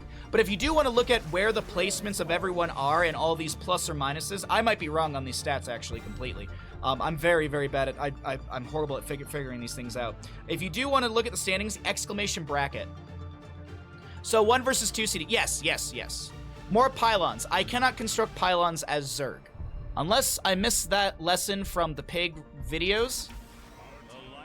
Oh, oh, oh, oh, oh. They're gonna choke-all. They're both gonna choke-all. Both teams are gonna choke-all. No one's gonna choke-all. Montana Hots, thanks for the follow. I appreciate it. The whole state of Montana is following me. Yes. Also, as a reminder, this is Meta Madness draft style. We've had 3 maps, meaning that there are 30 heroes unavailable at the start of this game. Like Lucio. I'm not going to go through all of them. Lucio, Joanna, Dahaka, Diablo, Hanzo, Maiev, Junkrat. Just some of the important ones. Greymane, Vala, Anduin. You can. All you have to do is take control of the probe with the Infestor. No! We're back to Infestors! It all circles back to Infestors. At the end of the day, it's all Infestors. Thank you, Thomas. By the way, for anyone wondering, the available bruisers are Deathwing, Gazlo, Ragnaros, Sonya Thrall, I think. 5. There are 5 bruisers available still. But we are going to see Cassia, Ariel, Zarya, Morganis. Okay? I still think you can choke all this, dude. I really do. I just want it. Germany, there's been 2 Cho'Galls in the EU second phase. By the way, the EU second phase, there's 8 teams in total. We're whittling that down to the top 4 teams. Those top 4 teams will be going to the Berlin LAN in less than 2 weeks, right? Or is it 2 weeks today? 2 weeks today. Yeah, the 10th of June. I will be in Berlin in less time than that. I'm going to be landing in Berlin on the night of the 7th. and then I have pretty much the whole day of the 8th to myself. I'm going to the zoo. I'm gonna go around the city of Berlin because I want to go explore some of their culture and museums and their city. I found a zoo. It's by a bunch of architectural marvels and historical things, and I'm like, heck yeah. My parents are like, you have to go to this one place because during communism, we sat on the other side of the wall and we were like, that side has freedom. My parents escaped Ceausescu's communism. Anyways, we have a very unique draft from the side of Germany. I don't hate it, though. I don't hate the draft of Germany. It's just very interesting. It's just very fun. Start prediction. Which team wins Braxis Holdout?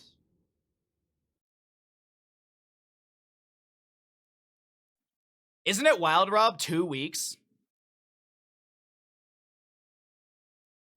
And when I say it next weekend, God, oh my God, next weekend when I'm be streaming, it's gonna be so weird.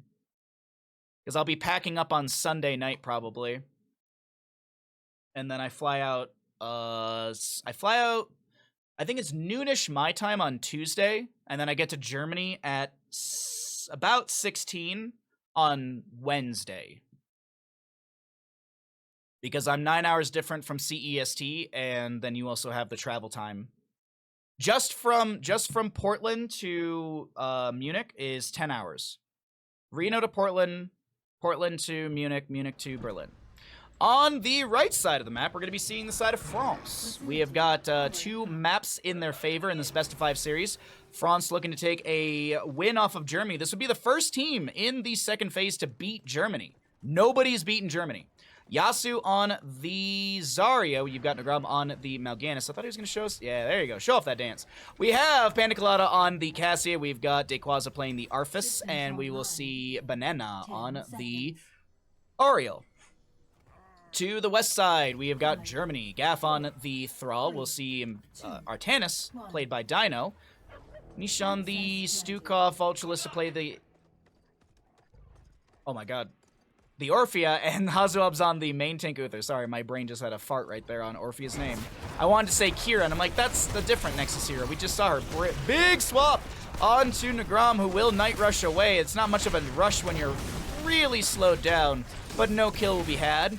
We also will see reactive parry for Dino at level 1. Yasu so very low, does not get picked off. Thrall going into the Rolling Thunder at level 1.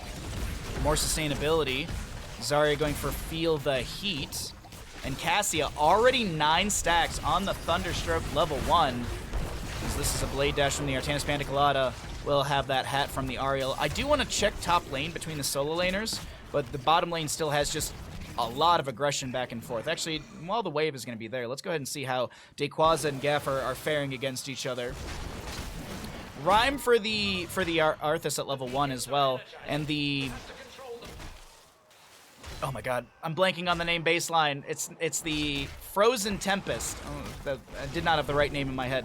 The Frozen Tempest up against the Thrall is going to be really annoying for the Thrall, since it does slow down the attack speed the longer the enemy target is inside that circle. Actually, how much is that slow by? Movement speed by 10, stacking up to 40. Also have their attack speed slow by... Oh, so it's both of them is 10 to 40. Okay. 10 to 40. Mal'Ganis swapped. Some Fellclaws to answer. Thrall does have the channel in the top lane. Arthas will get the counter channel. We get 4% on the Zerg wave for Germany. Germany's Zerg wave will be in bottom. France's Zerg wave in top. These will swap between lanes every single time the objective phase goes through and respawns. So the second objective phase of the game, if we get one, sometimes there's not a second objective, will swap into lane Germany, top, France, and bottom. But let's talk about the fight in the bottom lane. Nagram taking a ton of damage, and that will be first blood over the side of Germany. Orphea with a big old chomp into Mal'Ganis. As we take a look back into top lane, Dequaza will land the Howling Blast, and Thrall says, cool, I'll just go ahead and keep autoing. But there's that attack speed slow inside that Frozen Tempest. It's just so annoying for Thrall right here, because he wants to proc his Frostwolf Resilience, but the Frozen Tempest slowing down those autos is going to be what hinders him a little bit. Level 4 slightly faster for the side of Germany. Big, oh wait, Zarya might be fine.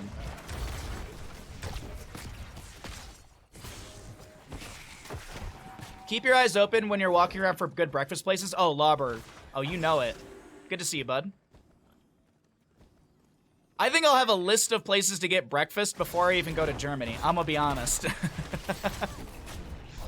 My dad was telling me that the hotel that I think the most people are gonna be staying at has like 2 or 3 restaurants in it. So that's awesome. So that's an option for one day. Or I'm honestly just gonna look for breakfast places around the event venue. Around the venue will probably be the best for everybody. Bottom lane still is poke back and forth. We've got the top lane channeled to the side of, or top and bottom channeled to the side of France. But Germany, with the help of Dino in the top lane, will be able to get the counter channel and get the kill into Mal'Ganis. We do have a team strike into the wall. Hazuab himself heals Ultralisk with a dash, and that'll be the disengage for the bottom lane.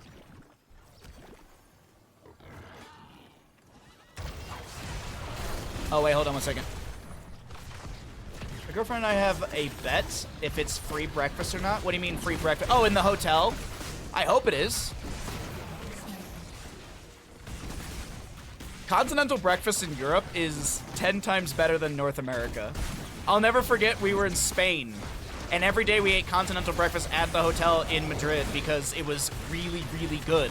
Like, it was a quality breakfast that you could eat and then go to the museums and you'd be fine till lunch, just about. Man, imagine the quality of things in Europe being better than NA. Who would have thought? Oh, it's almost like you like your citizens living. Anyways. 7 talent tier advantage to the side of Germany. We still have the first objective phase being contested. It's leaning to the side of France right now as the fight does break out. A lot of damage onto Yasu. Dino trying to find those last autos, and Hazu gets the last hit for the kill. We do have Negrom with a Night Rush out, and we have a great swap on to Panda Colada. The body blocks from Dino. Will they be enough? Yes! Ariel's healing is coming through. Hazuab wants to get this kill, but they cannot kill Panda Colada. Panda Colada is going to stroll down the beach and be able to poke at the enemy. NA over EU. I don't know about that. Oh, goodbye. Goodbye. Both places have their, positives and negatives. I can't think of any for Europe, but, I'm sure there are some. Grass is always greener. Well, this is going to be a solid... But Arthas will get a counter in top lane, and that does stall out the Zerg charge. Or if he just grabs a globe in bottom lane, and Artanis will rotate to top lane. You mistyped the arrow.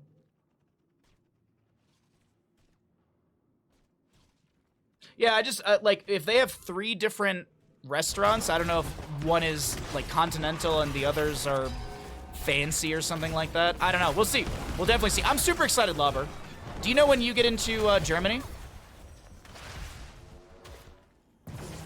All right. Oh, is that that was well met. Or no, excuse me, the Holy Shock. That was the Holy Shock, I believe, from Uther. Nicely done.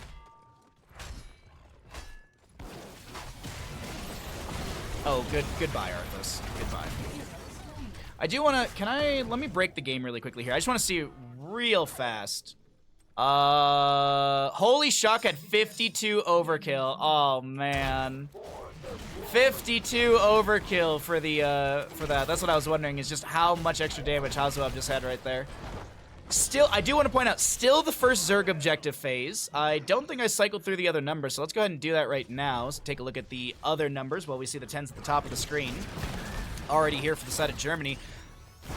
Is this a kill? That's a crushing Jaws. Yeah, goodbye. That is another kill for the side of Germany, as they hit their 11th kill here on Brax's holdout. Oh, chat. Will our first best of 5 of the day be a 5-game series? It's feeling like it's a yes. You get in on the 8th? Okay, cool. Cool. The 8th, I'm going to be spending the morning doing stuff around the city, like seeing historical sites and stuff, but in the afternoon, I was gonna try and, because Rob and I were already talking about getting like lunch or something, but maybe we all meet up for like dinner or something, like a. We can meet up for an old man dinner. You can do the NA 4 o'clock dinner. We can meet up for beers and then go get dinner, something like that. That'd be fun. I have heard the EU standard for food is higher, though I have no idea what actually makes them more or taste better. My dad actually, the best answer, because my dad always says this, is the GMO.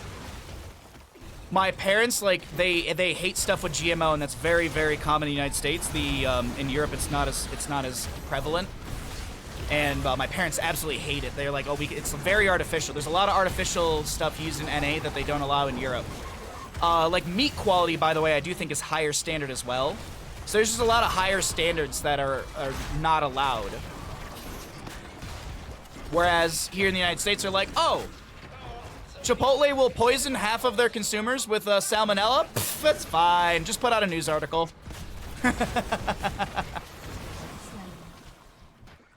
Well, the Zerg wave will be here. We will find Arthas dead in bottom lane, as the Zerg wave in top lane is going to take down this fort front gate. Bottom lane Zerg wave is going to be cleared out. We have the Ultralisk. Actually, the Zerg wave didn't really move too close. The Guardian's still going to be in the lane.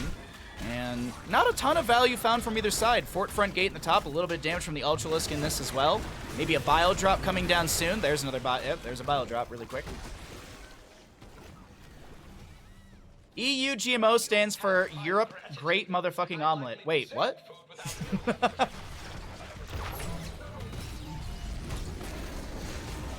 I follow you, but I don't at the same time.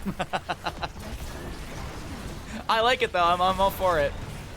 So we have the Crystal Aegis stalls out the kill onto the Mal'Ganis. We will see Zarya traded. Nagram so very low. Tries to get some Fellclaw stuns to maybe get some opening for Panda Colada to find another kill for the team. That's going to be more reactive parry blocks for Dino as the retreat is on from Germany slowly in towards their keep front gate. The Earthquake from the Thrall. Divine Shield used by Hazuabs to save this Stukov. Gav so very low. The fend. The heals are enough. I think Massive Shove pushes back the Arthas, and it will just be the Orphea falling. She's respawned, and now the counter chase from the side of Germany, as Zarya will start working on a camp on the right side of your minimap. US has sugar in their bread. Well, not everywhere. Not everywhere. But yeah, I mean, like, that was like the big thing with Subway, right? Subway had like high sugar content in their bread or something.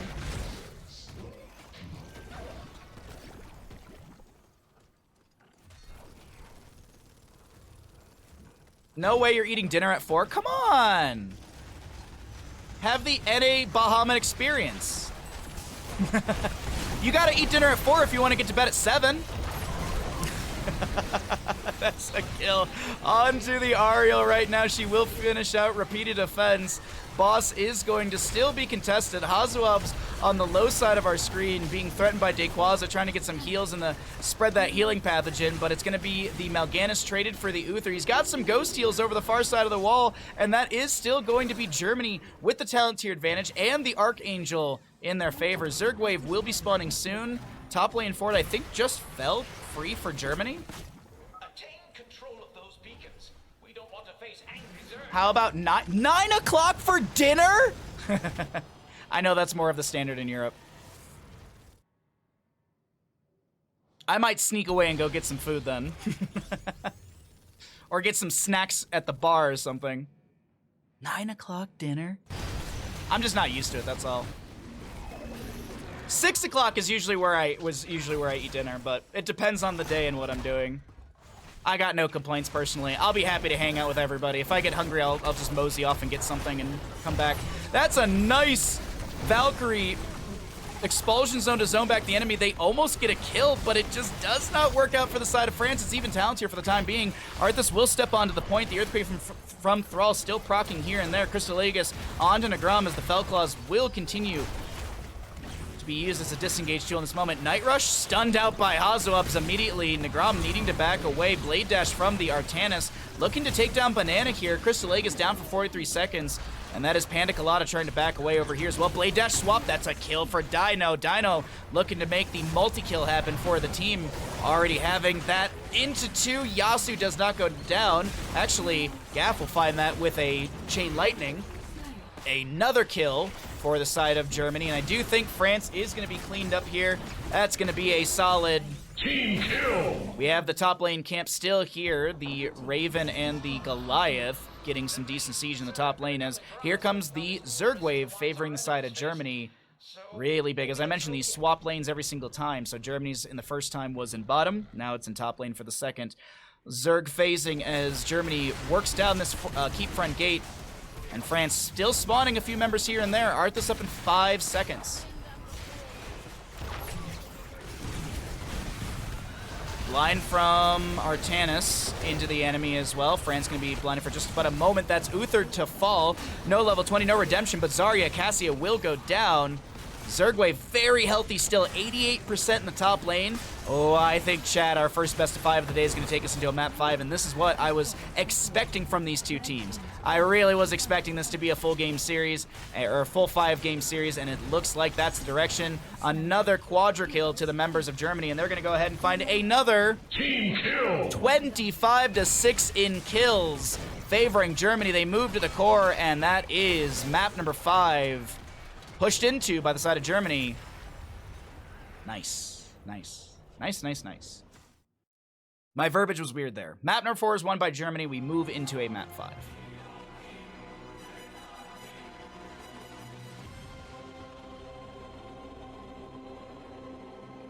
Baha, you said the CCL matches are uploaded on a site. What was the name of it again? Not Liquipedia. No, it's on Hero's Profile. There's a literal section on Hero's Profile called CCL.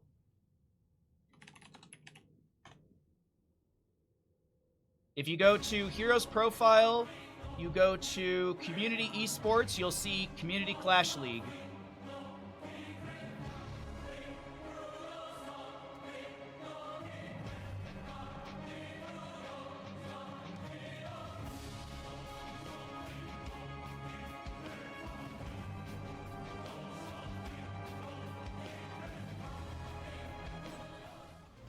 Welcome back, ladies and gentlemen, into the Nations Cup. We're in our first best of 5 of the day, Germany versus France, and we're going to be seeing Dragonshire as map number 5. We are in the Meta Madness draft style as a reminder, so this is going to be 40 heroes are banned away. 40 heroes have been played, and 40 heroes are unavailable. Vikings banned away as well. For anyone wondering, I can tell you some of the lower lists of heroes that are available. ETC, Garrosh, May, Stitches, and Tyrael are available tanks in this list. There are strange heroes in this list, Cho'Gall, Murky Lost Vikings. So there's technically 6 tanks available if you count Cho'Gall. Bruisers available. You've got Chen, Deathwing, Gazlo, Ragnaros, Rexar, and Sonya. Dragonshire is a fantastic map for Rexar. The question is, will we actually see him through the ban phase?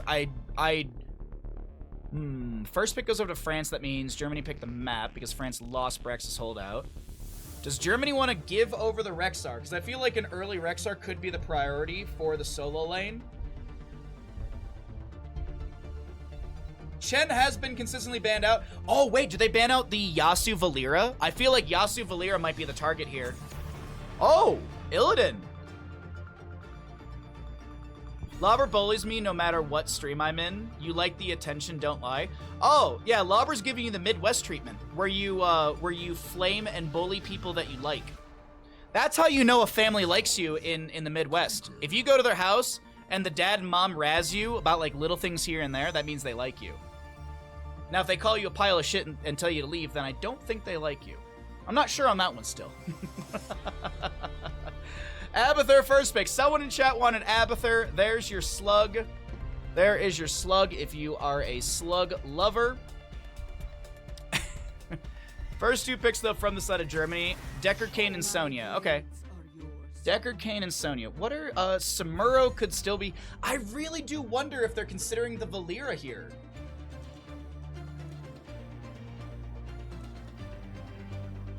You love people online then? Midwest land of Sunder, a land of what? Sunder? I don't know that word. I had a Detroit education, alright? Come on now. Chen, Abathur, Tyrael, okay. Melee DPS, Alarak, Butcher, no, Karragon's banned away. Samuro, Valera, Zul, Zeratul. Oh, actually, there's a lot of really good Abathur hat targets.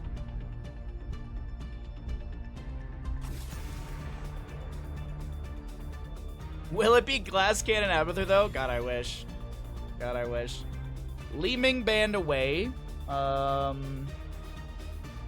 Wait. Li Ming banned away. Don't want to give reset potential. Does that mean they're going to go for something squishy of a draft? Are they gonna go tankless draft on the side of Germany? The Li Ming is, I mean, it's still like Li Ming's still a strong hero through and through. Poke potential's huge. I'm just wondering if that is any sort of heads up in the direction that Germany's going. Like, are they gonna go into the weeds and grab themselves like a Murky? Falstad is up and available if they want to grab a global. I actually wouldn't hate the Falstad for the side of Germany. Being able to fly into top lane and assist in a potential Chen kill. Gust to push back the enemy. I actually really like the idea of a Falstad for the side of Germany. It slots into their composition really well. You're going to go Deathwing Jaina. Falstad still can be picked up. Boomerang at level 7 is a really good addition to Jaina because she has spell power burst. Having spell armor reduction with the boomerang would be a nice synergy, so maybe we see that. We also could see Jimmy right-click. We could absolutely see this is Jimmy for the side of Germany and grab the Ace in the Hole with the synergy of Jaina too. Actually, Ace in the Hole with Deckard, Deathwing, Jaina. I actually really like the Raynor as an idea for Germany. Hyperion or Banshee at level 10 could be huge. Concussion Blast to push back the enemy. Actually, I think Raynor's the solid pick here. You could 100% go Falstad, but I really like the idea of a Raynor with Ace in the Hole for the side of Germany. Sustained damage, concussive, penetrating round. The level 10s, Hyperion or Banshee are really good. Level 20, you can go Execute Order and drop a Hyperion at the closest enemy hero, but also get a reduced death timer. Oh, we'll see Alarak, okay. I don't hate the Alarak either. I was just looking at synergies for the side of Germany, but they're going to go for the Control Burst composition, where on the opposing side, this is more of, I would say it's kind of dive bursty on the side of France. Thank you all for the follows today. I really appreciate all the follows. That's very nice of all of you. If you'd like to get some gambling in, we're going to Dragonshire, and I have got a gamble for you. Which team wins Dragonshire? Map number 5. I'm going to let the stream catch up a little bit since we do have a delay on stream. We do have a small delay on stream to preserve competitive integrity as we start our prediction.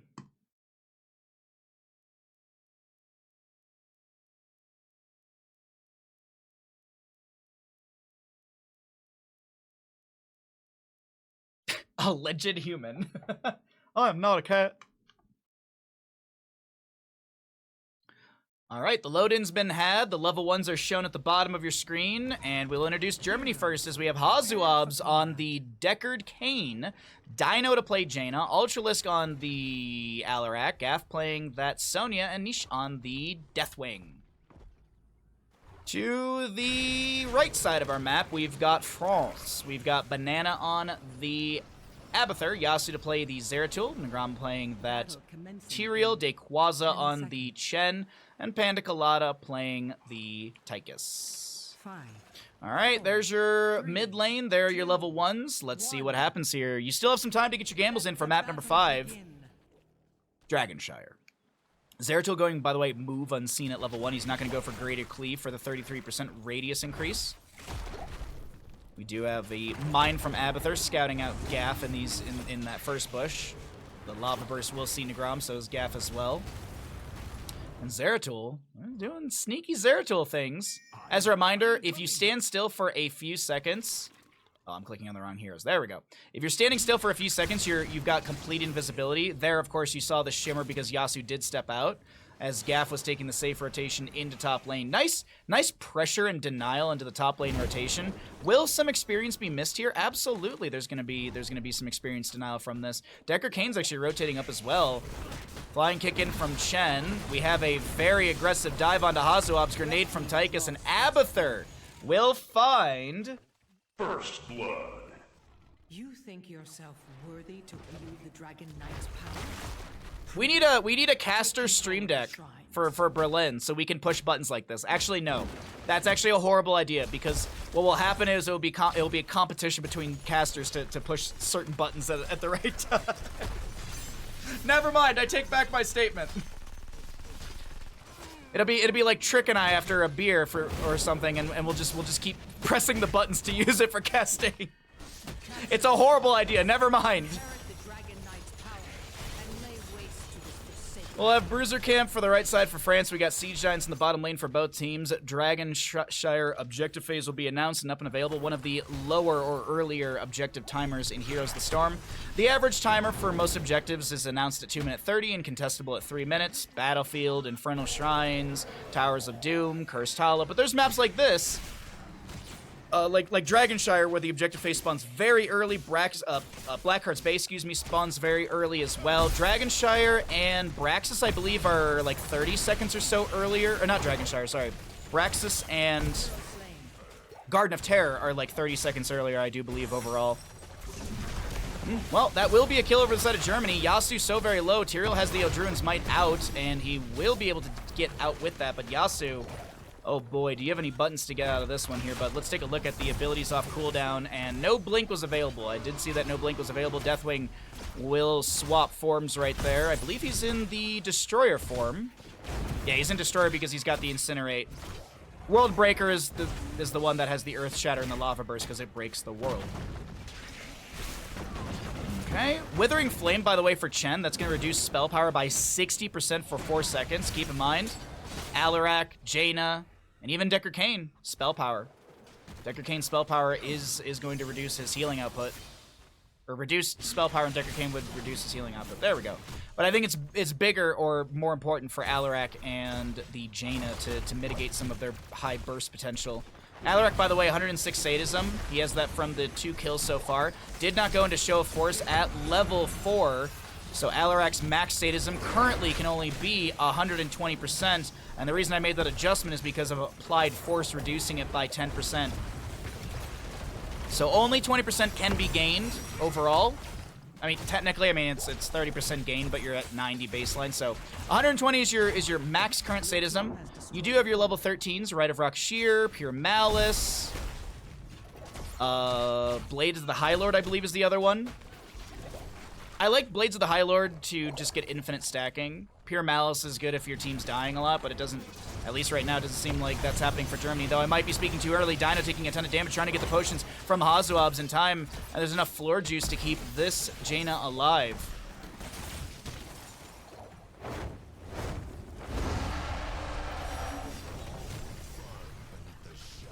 So what you're really saying is that every caster needs a soundboard that can't override each other, and it got... Exactly. More chaos. Dino will go down. France finding a kill right there. Nagram will actually be taken out by the Nexus forces. One of the archers or something was hitting him. Oh, that's unfortunate. I do kind of want to break the game really quickly and see. Tyrael die. Oh, no. Was that exactly that? I feel like that might be a bug on our end. It might be a visual bug on our end that it's showing it as 0 overkill. I was told that also if you, what is it, the Giant Slayer, like Giant Slayer always shows up as 0 overkill in your recap, so I wonder if the minions do the same thing, or if it quite literally was exactly 0 overkill. That'd be wild. Anyways. I don't know if, yeah, I don't know. Here's the Storm numbers are calculated correctly. Wild. It's wild that Here's the Storm doesn't perfectly work. You would have thought, field goal for the Dragonite! The kick comes through, and Zeratul goes down. Alarak jumps on in. That's another 3 sadism. Actually, it was 6 sadism for the Alarak right there. He's at 108 currently. And I don't think his level 4 shows properly in the bottom of our screen. There you go. You can see heroes hit 4 out of 15. And you can also see sadism 18% from the kills. Oh, we also have 10 talent tiers already. Let's cycle through those numbers. Deathwing will be going into Burn Beneath My Shadow. Leap from Sonya, leap from Sonya. Chen's got no Wandering Keg. He's also silenced. He's also dead. Chen will kill Chen because he had that bar of stagger. What's up, Cat Paws? How you doing today, bud? Sorry if I missed anyone in chat. My apologies. Doing my best to focus on the games and give you all good content. All right, we'll see 10s over to the side of France. Wandering Keg. I feel like Wandering Keg is the pickup to displace. Yeah, I like the displacement of Wandering Keg. Sanctification, Ultimate Evolution. Might of the Nerzim for the Zeratul. No VP. Looking for reset potential and high burst ability. Counter-Strike from Alarak will be triggered. That's going to be a Sanctification from Tyrael. Ultra is taking a ton of damage here. Stay well and listen. Will connect onto a few, but it's going to be the Wandering Keg smashing Alarak into a corner. He will go down, and Dayquaza is able to kick away. Dino falls on the Jaina. That will be Dayquaza still fine. The Zeratul's the one to fall, but you can't be upset about that. A 3-for-1 trade favoring the side of France, bolstering their experience, closing the large gap that had been forming. This is looking great for France in the late game. Maybe they can start to run it back. We'll have to see as Deathwing drops down onto the head of this Tyrael.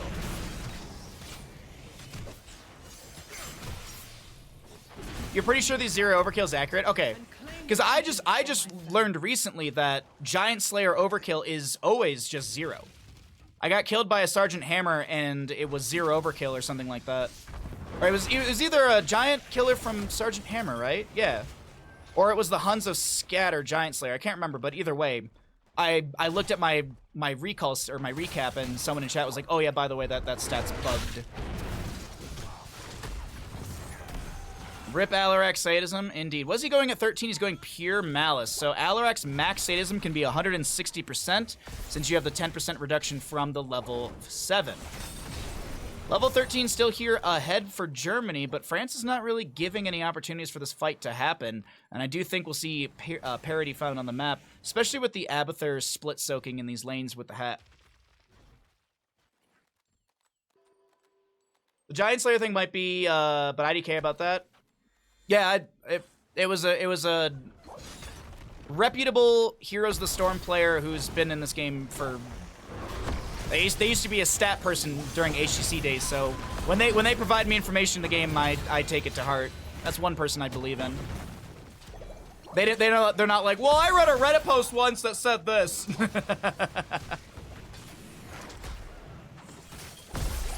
All right, well, it's even talent tiers for the time being.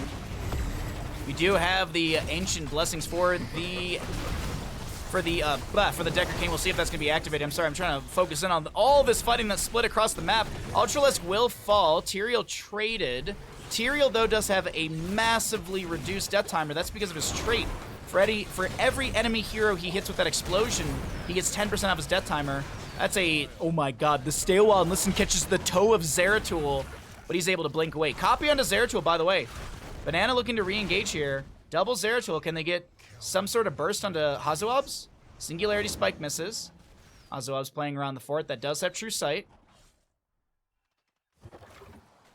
Checking the bush with the Heraldric Cube, and that's going to be a Banana right behind, but I do think that's going to expire fairly fast. The Zeratul clone, I mean. Tychus with the grenade through the wall. Let's pull back our talents. If you're curious, that's a Cataclysm out from the Deathwing. Jaina's done with her Frostbite. She'll activate that right now in the fight, but I do think this is still a dead Jaina. Wandering Keg pushes the old man up against the wall, and I think Hazuabs is going to head to the retirement home. Hey, maybe they got Stormgate there. He can just, play a little bit of Stormgate, take a nap, and jump back into the game in about 35 seconds. Alarak goes down. Whatever sadism he might have had is going to be set back down to 0 or 90.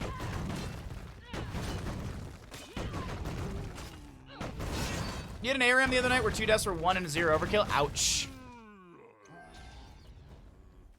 Oh, Siege Giant in bottom is trying to find value, but we got the good old mule.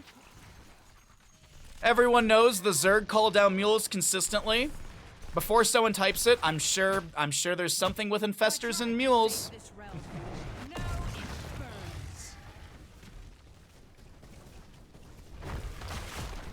Dragonite, I think, belches into mid, will move into top lane, kicking Jaina. Tyrael not getting a ton of value at this, actually. Already losing 24% onto the Dragonite as it gets another Flame Breath into the top lane wave. Another kick onto Dino here. Meanwhile, in the bottom lane, Tychus soaking, Zeratul soaking mid. This Dragonite kind of feels just like time spent. Or it's just denial, I guess you could say. Just denying the objective to the enemy. Hold on, Yasuo chilling just below. I'm not sure if he was seen. Leap from Sonya. That's going to lock down Yasuo in place. And Zeratul will fall. The Wandering Keg from Chen is unstoppable, so the Stay a While and Listen story does not work out. Cataclysm from the Deathwing as Dayquoise has got enough to share. Kick onto the Sonya, but she's actually in a fine spot to continue the pressure onto Tyrael. Spear should connect. That's a nice telekinesis from Alarak, and I don't think we saw any death timer reduction there. I was looking at the wrong death timer. I was looking at Zeratul. I misread it there for a moment, and that's a kill onto Tychus. Germany with a quick triple kill, 12-9 in kills in Germany, will now take down the top lane fort. All outer layers of defenses of France have been removed, the tier 1 structures, if you will. Still have keeps for defense, but that's going to be periodic catapult pressure in mid, top, and bottom, favoring the Germany side, with nothing to match. As we take a look at the stats of these catapults, they're dealing 418 damage into structures currently, and those will scale with the waves. Or I mean, with in-game time, I believe, actually. I believe it's per in-game time, not the actual specific, well, anyways, yeah. Alright. Herodric's staff, by the way, at level 16 for Hazuabs. If his staff is glowing, I believe that means he has the stun, right? Every 5 seconds, Decker Kane's next basic ability. So let's take a look at Hazuabs. Trying to look at his staff here and see if we see that glow on it. Oh yeah, see, there you see the glow. He'll get a little stun onto Chen right away. Sonya continuing to slam. Chen trying to back away. Nice telekinesis. The Wandering Keg is forced out as Commandeero does come down as well from this Tychus. We've got Dino in the backline trying to find a kill, and that will be Tychus to fall. Zeratul gets the counter kill. Tyrael will go down. Gaff chasing in the spin to win from Sonya, and that's Tyrael to go down as well. A 1-for-3 favoring Germany with a camp available in bottom. This should be keep to fall. Will they go for core? Zeratul 40 seconds away. It's a bit of a death timer right there. They can definitely confirm the keep. This should be actually Dead Chen right here. As he's locked down into place, he's going to have a ton of stagger.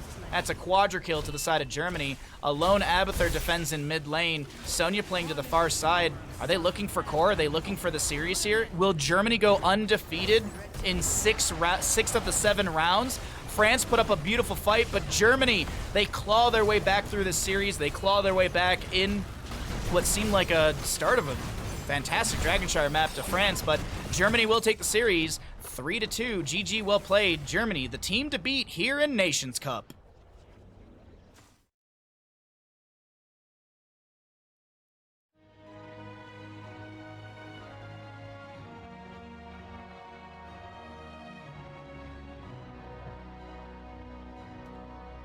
Awesome series. I personally, when I was looking at the schedule, I thought this would be the best series we would see in Phase 2 qualifiers, and I was not disappointed.